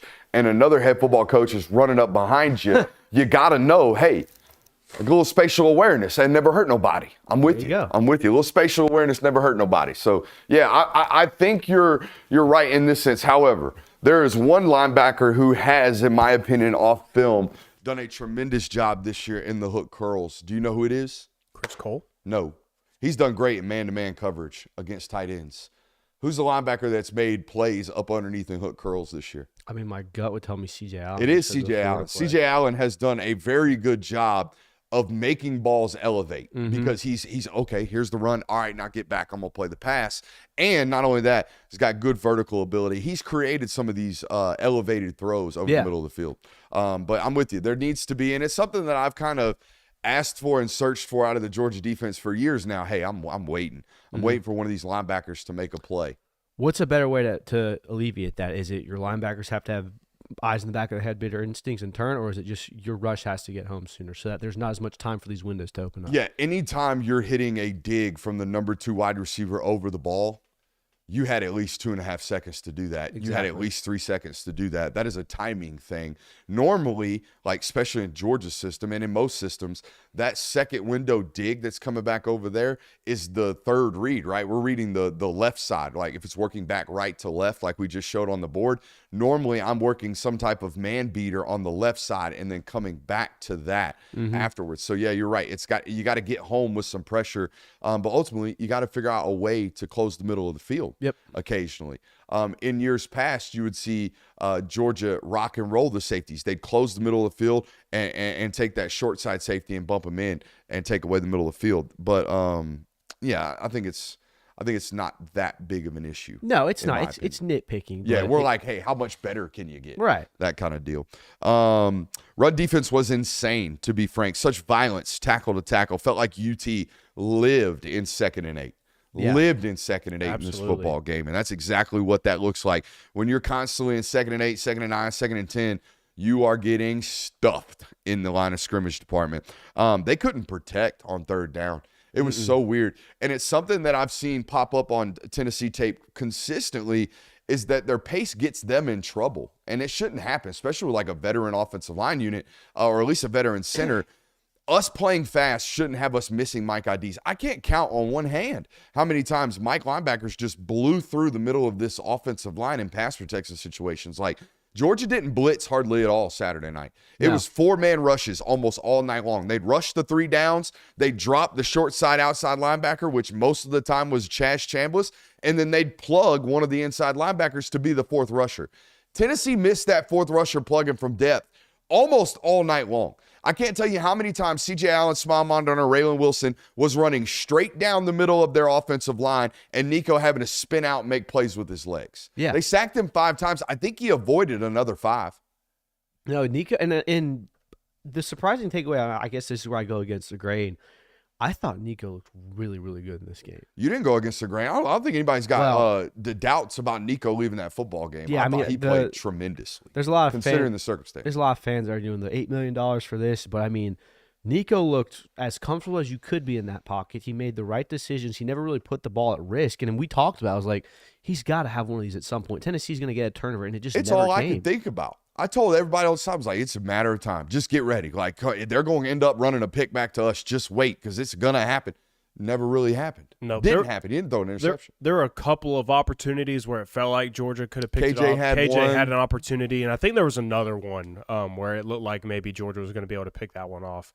But yeah, he avoided turnovers. He kept the offense moving as much as he could. He was not the issue. I mean, the thing that scared me most about the start of the game was Tennessee had consistently converted their 3rd and 5s, 3rd and 4s, 3rd and 6s. They converted their first 5 third downs. Yeah, and that's when I was like, oh boy, this is what's going to be an issue. And very quick, I mean, that was all because of Nico. It very quickly turned, but Nico still played a great game. It got to a point in this football game with Tennessee's rushing attack where I almost felt like Glenn Schumann was trolling them. They at one In what point way? had 8 opportunities. They had 8 people in the box. Georgia was playing with a 5-man count. They had 5 offensive linemen, Kirby, a tight end attached to the line of scrimmage, a quarterback that could run the football, and Dylan Sampson. There were 6 blockers and 2 potential ball carriers. That's a count of 8. Georgia had 4 down linemen and a Mike, the will, extended out of the box on 1st and 10.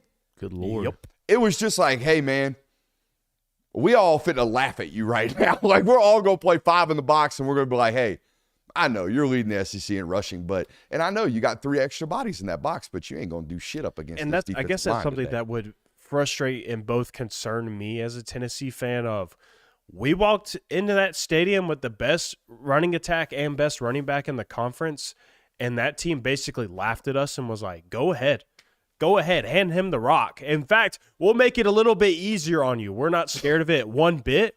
That would kind of concern me a little bit. The whole – and they're getting a lot of slack, a lot of questions about the process and whether or not this can work. I think the system can certainly work. However, when you play a defensive line like that, you've got to have an offensive line that can move those guys against their will, and they've never been able to do it. Well, it's not only move them against shit. Come back to me. I'm sorry. No, it was my MUJ primary was- analysis point coming into this football game, right? They've played a bunch of teams Tennessee has this year that is selling out to stop the run. And they're going into a road environment against a football team that never has to sell out against the run, ever. They never, ever have. No one has ever made this football team dedicate extra bodies to the box, ever. Not since, I think, 2018 Texas. That's the last football team that ran slap over Georgia in the rushing department. Maybe Alabama last year in the SEC championship game, if you really want to nitpick these rushing performances. But no one's ever done it. And then this team comes in not being able to really throw the football and not being able to run against light boxes. That's a long day. You know what? This is interesting. You know, we have a playoff committee telling us that they're watching film, that they're breaking down these games. Well, if I were watching film, I would say, well, Georgia played Tennessee a whole lot different than a lot of other SEC teams have had to this year, where they didn't have to load the box to stop the run. Well, why would they not have to load the box to stop the run and all these other SEC teams did? Well, maybe because they have superior athletes and they're a better football team and they're a better defense. That would maybe be my takeaway if I was watching film. Also, if they're watching film, pretty clear to me that Georgia is much, much healthier than they were about 3 weeks ago. Yeah. Just a little bit. Just tad. Despite the fact that no one in the running back room is really healthy except for like 2 guys. But Also, I would love to watch that. I would love to watch those playoff committee members sit there and watch film together when we have 6 lifers, right? 6 guys that played, coached, did something for 30 years around the sport, and then 6 athletic directors, most of which graduated with business degrees. I know of one athletic director that's got like real ball knowledge. Do y'all know who it is? who? Do you know Josh Brooks was a defensive analyst? Really? Josh Brooks certified Ball ball knower. Josh Brooks certified ball knower. So yeah. But that's it. I don't know none of the rest of these guys. Most of these guys are just glorified salesmen. That's what their job is. Your job is to schmooze and get people to put money back into the department. But yeah, non-ball knowers. Last athletic director I knew that was a ball knower was my dad. Hell yeah, Pop. Pop's certified ball knower. Amen. He probably watching right now. Continuing on the notes, Daniel Harris is the guy from now on, in my opinion. You think so? He's played really well. Yeah, he's played really, really well. KJ didn't have impactful moments on the ball Saturday, but just if you watch him and him alone, I don't know if there was a human playing more confidently Saturday. There was a moment that the clip that you showed where you pointed out of like, look how calm he looks. I wanted to say, he looks like Ashton Genty in coverage. This man is standing flat-footed straight up while there's a wide receiver running straight at him. He's just not even reacting. And then when he gets up to him, he just, let's run. Let's go. You're turning and running inside? Okay, watch But me he's put literally up just underneath this. standing there waiting for him to make his move. Bro, and then he goes. It's so crazy to watch a freshman play like his heart rate is just null and void. It's like 58 beats per minute, just out there chilling while playing an SEC top 10 ranked football team. Yeah, I mean his ability to consistently put himself in position, the correct position, I think is so underrated, especially for the fact that he's a freshman. I know he hasn't like jumped off the page and made the flash plays that Malachi Starks did his freshman year. He is every bit as good in my opinion. They will, for the rest of time, continue to absolutely handle that Tennessee offense until Tennessee's offense can begin to assert their will and dominance up front. Period. Point blank. You think so? I know so. I'm not ever picking Tennessee and Josh Heupel to beat Georgia. Not until they prove it. That's fair. You don't think that there's some avenue where hit half of your shots, half of your deep shots? That's the thing. They don't get an opportunity to take shots because they're covered. Like they're not taking those down the field shots because there's 2 safeties roaming the middle of the field that never have to enter the box because they're never worried about it. They took like 2 deep shots in that game. One of them was on the first possession. They got a PI, and then they came back to another one later on in the football game, tried to get on top of Daniel Harris and couldn't. And that was the one where I said, like, that just felt forced. It felt like they were like, Yeah. we got to. Like, let's just try it. They didn't even feel confident about it. The one thing that makes me think, too, I think back to the 2022 game, which I think we can all agree is the best example of a Josh Heupel offense. They had some guys get behind defenses, and Hendon Hooker overthrows them, but that's because he had guys at his feet. So, I mean, it kind of plays like this, but it's also that what if of if you can hit those, can you get this Georgia defense? But it's a big what if, and you haven't done it yet. So. I also think his best rosters are still to come. Yeah. I mean, he's still playing with 3/4 of his roster. He's still playing with some hangover from some Pruitt seasons, but most of this is his.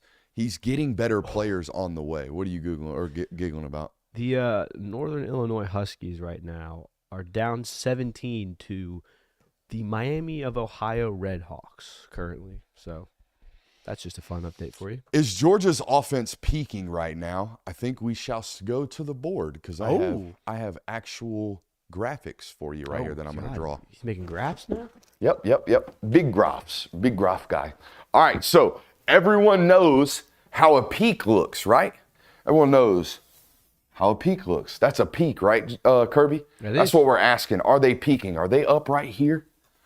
I don't think so. You know why? Why is that? We haven't seen this over a couple of weeks, right? We haven't seen consistent, steady growth. Right now, if this were a map, you are right here. That's where you are right now. You just showed that first spark of good play, of like, wow, this is what this offense looked like several weeks ago. So if you're on your way to peaking, by the way, what a better time to do it than right now. Over the next 2 weeks, UMass, Georgia Tech, get some cupcakes, take 3 or 4 weeks off, go play a first-round football game. And hopefully by then, you're right there, peaking at the right time. Exactly. I would want to be peaking right then. Here's the problem with this peak discussion, okay? Georgia's offensive performances this year have looked like a daggum cardiac machine. They've looked like this, okay? All right? And actually, it's more looked like this. It's been like, ooh, good one. Ooh, bad one. Ooh, good one. Ooh, bad one. Ooh, another bad one. Ooh, really good one. Ooh, bad one. Ooh, really good one. You really got to avoid this type of progression over a college football playoff run. I think that goes without saying, but this has been kind of how Georgia's offensive output has been throughout the season, and you can see the committee talking about them this way. Yeah, and I mean, the reason I put this in was because it seemed like they're in the perfect position to peak. You just got a momentum-building win against, I think, the best defense you played this season, other than maybe Ole Miss. Ole Miss in that environment's really One good. of the most difficult defenses you played this season in Tennessee. Huge confidence booster. You basically had your way after the first 3 drives. Now, like you said, you're getting that tune-up game against UMass. You're going to have a lot of opportunities there. Then you get to play at Georgia Tech. All these games are at home, by the way, combined with the fact that you're going to get rest at some point. And by the way, we assume you might get a home first-round playoff game. We don't know the assumptions on that. However, I don't think you're going to play in a single road environment unless you draw an SEC team in the first round that looks anything like what you've played in so far. Oh no, they have a matchup against Penn State on the road. That's pretty tough. I'm gonna go ahead and tough. say this right now, as a national, objective analyst, unbiased. The wideout's overrated. The Mo Bamba false start timeout clip that Michigan did made the wideout what it was. Go look at James Franklin's records in wideouts. It's not great. I'm just saying, like, of all the environments you could pick from nationally outside of this conference, a Penn State on the road playoff game, No, I agree with that. that'd be one of the more difficult environments. That would be really absolutely. tough. But I also think that the whole wideout thing very overrated. Also, Penn State would get drugged in that football game. Let's careful. I see a lot of Let's save the hypothetical. Oh, what's scaring you about that Penn State offense right The Brooks now? Austin curse. The wild tight end The Brooks cat. Austin curse. The Brooks Austin curse. if he says they're bad, they turn good. They're gonna box their ass, dude. Michigan can't do it. There's been numerous curses this year. That's all I'm saying. You're astutely looking at your computer right now. Yeah, because Ward Manuel was put into a blender right here. I guess that he had a meeting with the media outside of his hit with ESPN. Question, can you give just a little insight into the gap between Texas and Georgia? Obviously, they had a head-to-head meeting. Texas doesn't have any top 25 wins. Georgia does, yet the gulf between them is 7 spots. I was hoping for a little insight there. This is Ward Manuel's response. Well, obviously, Georgia has a good win at Texas, but as the committee analyzed the body of work of Texas versus Georgia is at the present time with the 2 losses, even 2 top 25 teams, we came out that Texas was still a very strong team deserving of a 3 seed. They have a top 5 defense. Quinn Ewers is leading one of the top passing offenses in the country. We just looked at them and thought, and came out, I should say, with them at 3. It's nothing against Georgia. Georgia's a great team, but they did struggle against Ole Miss at Ole Miss, but had a great win this past weekend against Tennessee. We will continue to monitor both of these teams and see how it goes. That is some word salad bullcrap if I've ever heard one. Also, will you find out where Texas's passing offense is right now? I'm already ahead of you I right figured now. you were. Georgia is ahead of them in passing offense right now. Translation. Texas ranks 12th. Georgia is 11th. Translation from Ward Manuel is Texas is at number 3 because we put Texas at number 3. There was no explanation there. As the committee analyzed the body of work, Texas versus where Georgia is at the present time with the 2 losses. You could have just stopped right there. Could have just stopped right there. Georgia has 2 losses. Texas has 1. End of question. He had no idea where he was going with that. No, he didn't. The body of work, you mean the 10-point stinker that they just did? This is what I'm saying. You mean the 15-point loss they have at home to the team you're talking about? And this is what I was getting at when I was saying I get a very lazy feeling from this committee. That guy clearly doesn't know about these teams. He knows who they have beat, who they have lost to, but he doesn't know anything about these teams. Yeah, he references Texas passing attack. Texas passing attack, since their SEC schedule has started, has fallen off a cliff. The last 6 weeks of SEC play. It's part of the reason their offense is really, really struggling. Their average depth of target,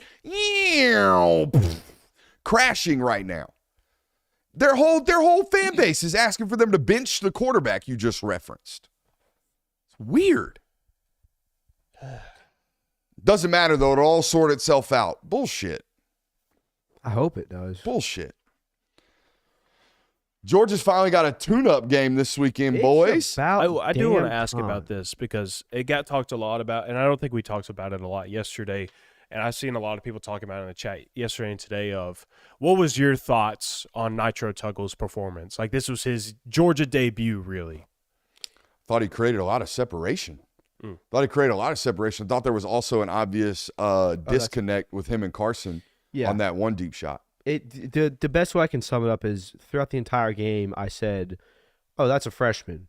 But damn, he's going to be a problem in a few years. Mm-hmm. Like that's the way it was. Like you see the talent there, you see the athleticism. It jumps off the page at you, but the mental stuff is still maybe not on par with where you need to be an SEC wide receiver. And I think that, Kirby says this all the time of when he gets asked, what did so-and-so do to deserve an opportunity today like that, deserve more reps in a game? And he always says they practice better. But I think specifically with someone like Nitro, hearing that he's starting to practice better, that's showing that there is an arc of development that is occurring now, and he is on this path of what you would hope a freshman is on of, out of the gate, you're probably going to stumble a little bit. You're not going to be as consistent. But when he starts saying he's practicing better, that shows that he's becoming ready to be deployed in those situations, that he is becoming ready to be a contributor on offense. And it was great that it happened in the game where you lost Dylan Bell. And he said in the game, he was asked about it today, he said he thought he gained confidence in that, having gone out there and played well against a really good defense. And then went on to say it's been a really weird year for them because of how difficult the schedule is. They haven't had the opportunity to play a lot of young football players. They have a snap count, and they keep a snap count of where they're at for their underdeveloped football players at this point in the season. He said his backups are down 100 snaps on both sides of the football from where they're at usually. Wow. Yeah. To which I immediately had to follow up with the question of, does that make this weekend's game that much more important? Which I think it does. I think it's a tremendous opportunity to actually get young players some burn in a year where they haven't had the opportunity to do so. Oh, yeah. Normally, we're looking at Carson Beck throwing for 12 attempts against Oregon when they're up 50 points in the third quarter. That hasn't happened this year because of the way the schedule has laid out. This week's huge for the opportunity to get that. He did mention when I asked him that, though, that most of these small schools that they play, man, they're just out here trying to get out of there, man. They're burning clock up. He said, sometimes against these mid-major teams, they get 3 possessions in the first half. Mm-hmm. It's hard to dominate a football team when you only touch it 3 times in the first half. So what are the odds Kirby calls them like, hey, look, we're going to take it easy. Hey, let me beat the shit out of you guys today. I got to play my young guys. Maybe he gives a phone call. Doubt it. Drop a bag at my door. Hey, guys, can you actually play real football today? That'd be cool. We're trying to get these young guys in. Let us dominate you today, dude. and I'll put a really good word into your AD that you deserve to keep the job. Tennessee Tech ran the ball 19 times in a row, down 21 points. Oh, that was the most obvious one ever. They're all obvious. That one, though, was like, they threw it 3 times. We tried to get the They out of said, here. oh, heck no, we ain't playing this game. And it was run. I got a top 5. Top 5 what? Top 5 things I want to see this weekend against UMass. You ready? Yes. Outside looking in. I'm excited to see a nooner. Oh, yes. I know you are. I know you're Yes. hyped to see a nooner. Oh, my gosh. I am so excited. And I said this immediately after the Tennessee game of, I can't wait for a noon game next week. I am so ready That for big a noon noon kick, game. baby. Dude, I closed my laptop at 3:45 Sunday morning. It's Well, it not didn't fun. help that It's not fun. it didn't help that your Apple Maps took us in the boonies on the way home. Google Maps would never. I didn't hear this. I ain't gonna lie to you. I think it was on me. That was user error. We I got don't taken think it was down Apple Maps. a That was on road your called board. Fish Simon Road or something like that. Yeah, I Fish Simon. had never been in this. I've lived in this area for a long, long time, my whole life. We were in an area that I had never seen before. It was like unlocking a new door on a map in a video game. I was honestly way too consumed with Kansas beating the shit out of We BYU. were pretty consumed with that Yeah, one. that was on me. So, yeah, excited to see a nooner this Did you not weekend. take 316? No. Well, it was all never jacked up lets because us. post-game Yeah, post-game traffic. traffic. Yeah, we got caught in that. Number 5, I'm excited to see this team get healthy this weekend. I'm excited to see them have the opportunity to selectively rest some football players. I don't think Micah Morris should play in this game. I don't think Trevor Etienne should play in this game. Basically, if you're a starter that's at all banged up, go ahead and sit this one out. Number 4. Hello. Super excited to see Zacoby White this weekend. Hopefully we get to see him. He's been deployed a little bit more over the last several weeks, but not really targeted since that Florida football game. I'm excited to see what he does with the ball in his hands. I think it's going to be electric. Number 3, super excited for a combination to be played together on Saturday. Justin Williams and Chris Cole. We've seen a lot of Chris Cole. But I'm excited to see the two of them, 18 and 19, in there playing together and seeing what the future looks like for the University of Georgia at that inside linebacker position. Can I get a Daniel Calhoun sighting this weekend? Would love it. I would love it. I would love to see a Daniel Calhoun sighting this weekend. And number 1, you should know what it is. Brett Thorson not tackle Halftime someone? hot dogs. No. Brett Thorson not have to tackle somebody? No. The Stockton show, man. I want to see some Gunnar Stockton this weekend. You guys seem real excited about that. No crowd pop. It's like Cody Rhodes just showed up. Where's the crowd Well, pop? man? because it's not going to be Gunner. It's going to be Jaden Rashada. Chill. I'm just kidding. Just Chill. kidding. Just kidding. It was very much a joke. Please do not take that for Executive producer of the Film Guy Network says Jaden Rashada. Maybe that's what I was at going Georgia. for. I'm going to see who thinks I'm legitimate at this now. Fuck around, find out. I'm going to just sprinkle those in every now and then. See if I Guys can get plugged someone. in. Guys plugged in. Knows what he's talking I have about. sources that indicate that Ryan Puglisi will get the start on Saturday. Ooh, talk to him. Speaking, if we do want to play the rumor game, there is an interesting rumor going around ahead of this Ohio State-Indiana game that Seth McLaughlin tore his Achilles and is out. And would you like to know what the rumor is of how he tore his Achilles? Hooping. He was walking a flat TV down the stairs. Nah. So fam. says Buddy that is roommates with him. Nah, fam. You got to on be Twitter. playing. You got to be playing intramural sports. You can't be out here tearing your Let Achilles. me read the moving out tweet. of This your is from our research department, by the way. He's on the dark Twitter, apparently, is Hell what yeah. he said. Well, nowadays, The dark watch out. web. Had a Oh, guy dude, in my group I see people dying. had a all the guy in my time. group project that is friends, roommates with McLaughlin. Apparently, McLaughlin tore his Achilles walking down the stairs with a flat screen TV. Kind of just sitting in my room with a candle on and nothing else right now. I'm sick. Interesting. You go. Wait, we got the data and research department. This shit? is his roommate confirming reports. No. Even better. Had a guy in my group project that is friends and roommates with him. Oh yeah, a little friend of a friend. My uncle who knows a guy told me one Hey. time that this happened. You know, you get enough group project in college, you can learn a lot of stuff. You I might love- not actually work on the project, but I you'll get the inside loved scoop. group projects in college. I'm sure you did. Were you the guy Loved that them. just was like, I'm just here? No, I was the guy that made everyone else do the work and then I presented it Yeah. because I was the talker. They figured that Yeah. out really early You're on. the guy that when we're texting in the group chat, hey, when can everybody meet and what do we want to do? You're the one that never responds and it's hard to make plans. Not true. Not true. I would respond, show up, not do any work, oversight. That's what I'm here for. As long as you're communicating, I guess I don't have a problem. There are people who like really appreciate the trade-off of, oh yeah, I'll present. I don't care as long Yeah. as I'll do everything else. Yeah, you guys grind. I'm fine with that. You guys grind.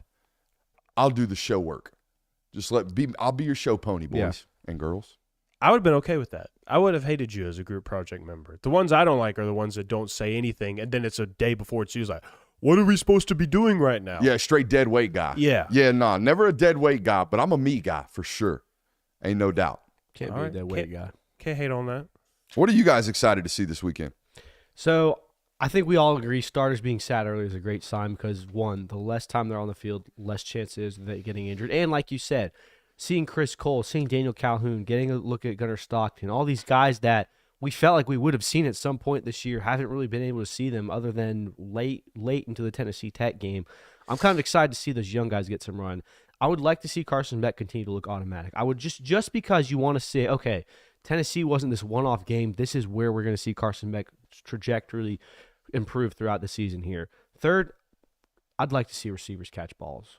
We've talked about it all season. It's at the point now where I think you're just going to be a consistently drought football team, and that sucks. But show me a game where you're probably going to get some better less coverage on you. You're probably going to get some more separation. I would like to see them catch the gimme balls, the screens, the wide open go balls, all of those. No drops. No drops. Next is I would like to see Brett Thorson not have to tackle someone. As great of a tackler as he is, as much as he's motivating the team, if your punter's making a tackle, I don't love that. Be tough, be fast, be tough. That's all it requires. There it is. Then the fifth one, we kind of talked about this earlier with Ole Miss. I'd like to see just better zone coverage in the middle of the field. Not immaculate, not like we're doing bad there, but just an improvement there. Did you notice, by the way, on that Brett Thorson video, his shirt? What was on the back of his shirt? Mm-mm. So you know how they have the thing on the back of their shirts that say Mission Team Me? Yeah. Mission and Team were X'd out on his shirt and it just had me left. It was a very small detail. Kirby was asked about this today. He said that he was reminded, it sounds like it was definitely Kirby's idea. There was a kicker or a punter back at LSU way back in the day, a guy by the name of Donnie Jones.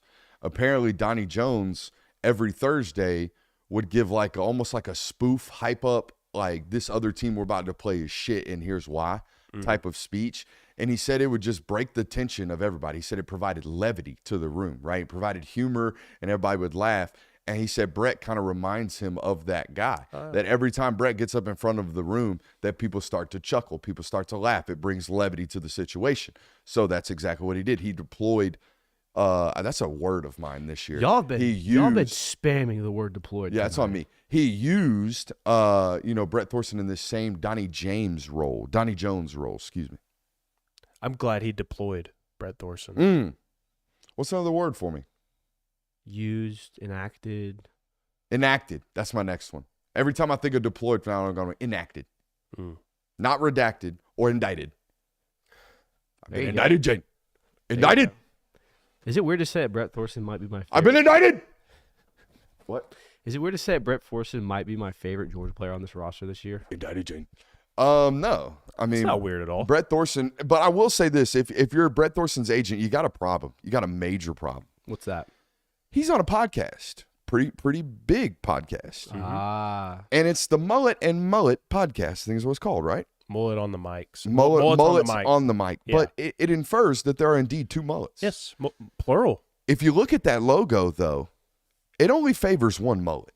That is very clearly Tate Ratledge on the logo. And I'm just here to say, man, two-way street, two mullets on the mic, not just one. I do think, in fairness to Tate, that Tate is more of the traditional American mullet, like the stash, the mullet. He's number 69. Thorson's got a cop-out mullet. Yeah. Like if you asked Europeans what does the average American look like, they would say, they would just describe you Tate Ratledge. Now, obviously Brett Thorson's not the average American. He's Australian.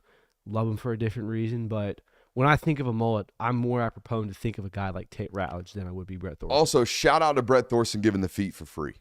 Oh, yeah. He did pull up barefoot. He had the dogs out. Barefoot in the meeting room was crazy. Yeah, barefooting in the building is insane. It's honestly better for It's a confident man. I admire him. As long as he doesn't kick any shelves or bleachers. I'm not going to hammer all of these press conference notes because we're running low on time, but I do want to hit these injury notes. We honestly don't know. We think it happened last week in practice. He felt something on a route. It was on non-contact. We hope to get him back soon. Do you know who he's talking about? Anthony Evans.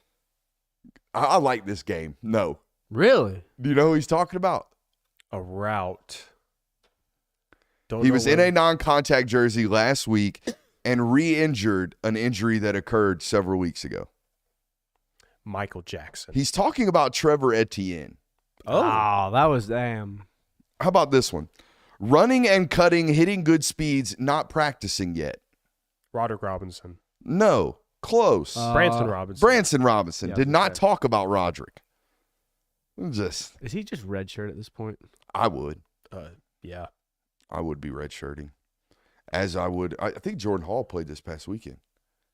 I think I saw 44 on the field. I know he played against Ole Miss. I thought it was interesting that we saw a good number of Jaw Jarrett. Yeah, he's been playing a good bit the last couple of weeks. They've been enacting him.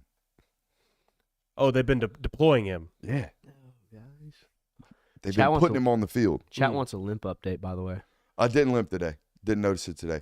But he was 10 minutes early. I wrote that down. Wow. Yeah, it was scheduled for 6:05. UMass week. Walked in at 5:55.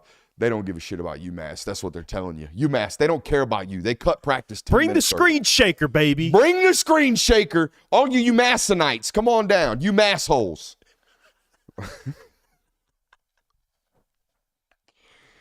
Cut the mics. That's it. You never heard mass holes before? No. Why? I don't care about the Massachusetts or whatever. The they are. Massachusetts. Of all the northeastern states. Bro, you don't know Massachusetts lore? No, I don't. This guy. Practice was very good. Locked in. Yesterday, we were beat up and sore. I've noticed, because I've been taking notes on these for several weeks now. I've noticed that he answers the same question the same way every time. It's, hey, Coach, how's practice been? And his practice been good this week. We had a slower practice pace on Monday because we were a little banged up from the weekend. Today's energy picked up a little bit. The way this reads, it sounds like Kirby Smart is medicated. Practice was good. Practice was good. Very hard. Very excited for this game. Hope to get him back. Good opportunity. Good opportunity. He did double down on the fact that the offense is he been talking about what I've been talking about. He was asked about, tight ends seemed like they were used more this weekend. Was that part of the game plan? What do you think his answer was? No, it's just what they gave us, and naturally. Yeah. We run an offense that's predicated on what are they doing. It's what I've told you on this network for years now. It's like y'all think they have these, and they do. They have certain plans that they go into games with, but the ultimate bottom line is, what is the defense doing? Where are they vulnerable? Let's attack them there.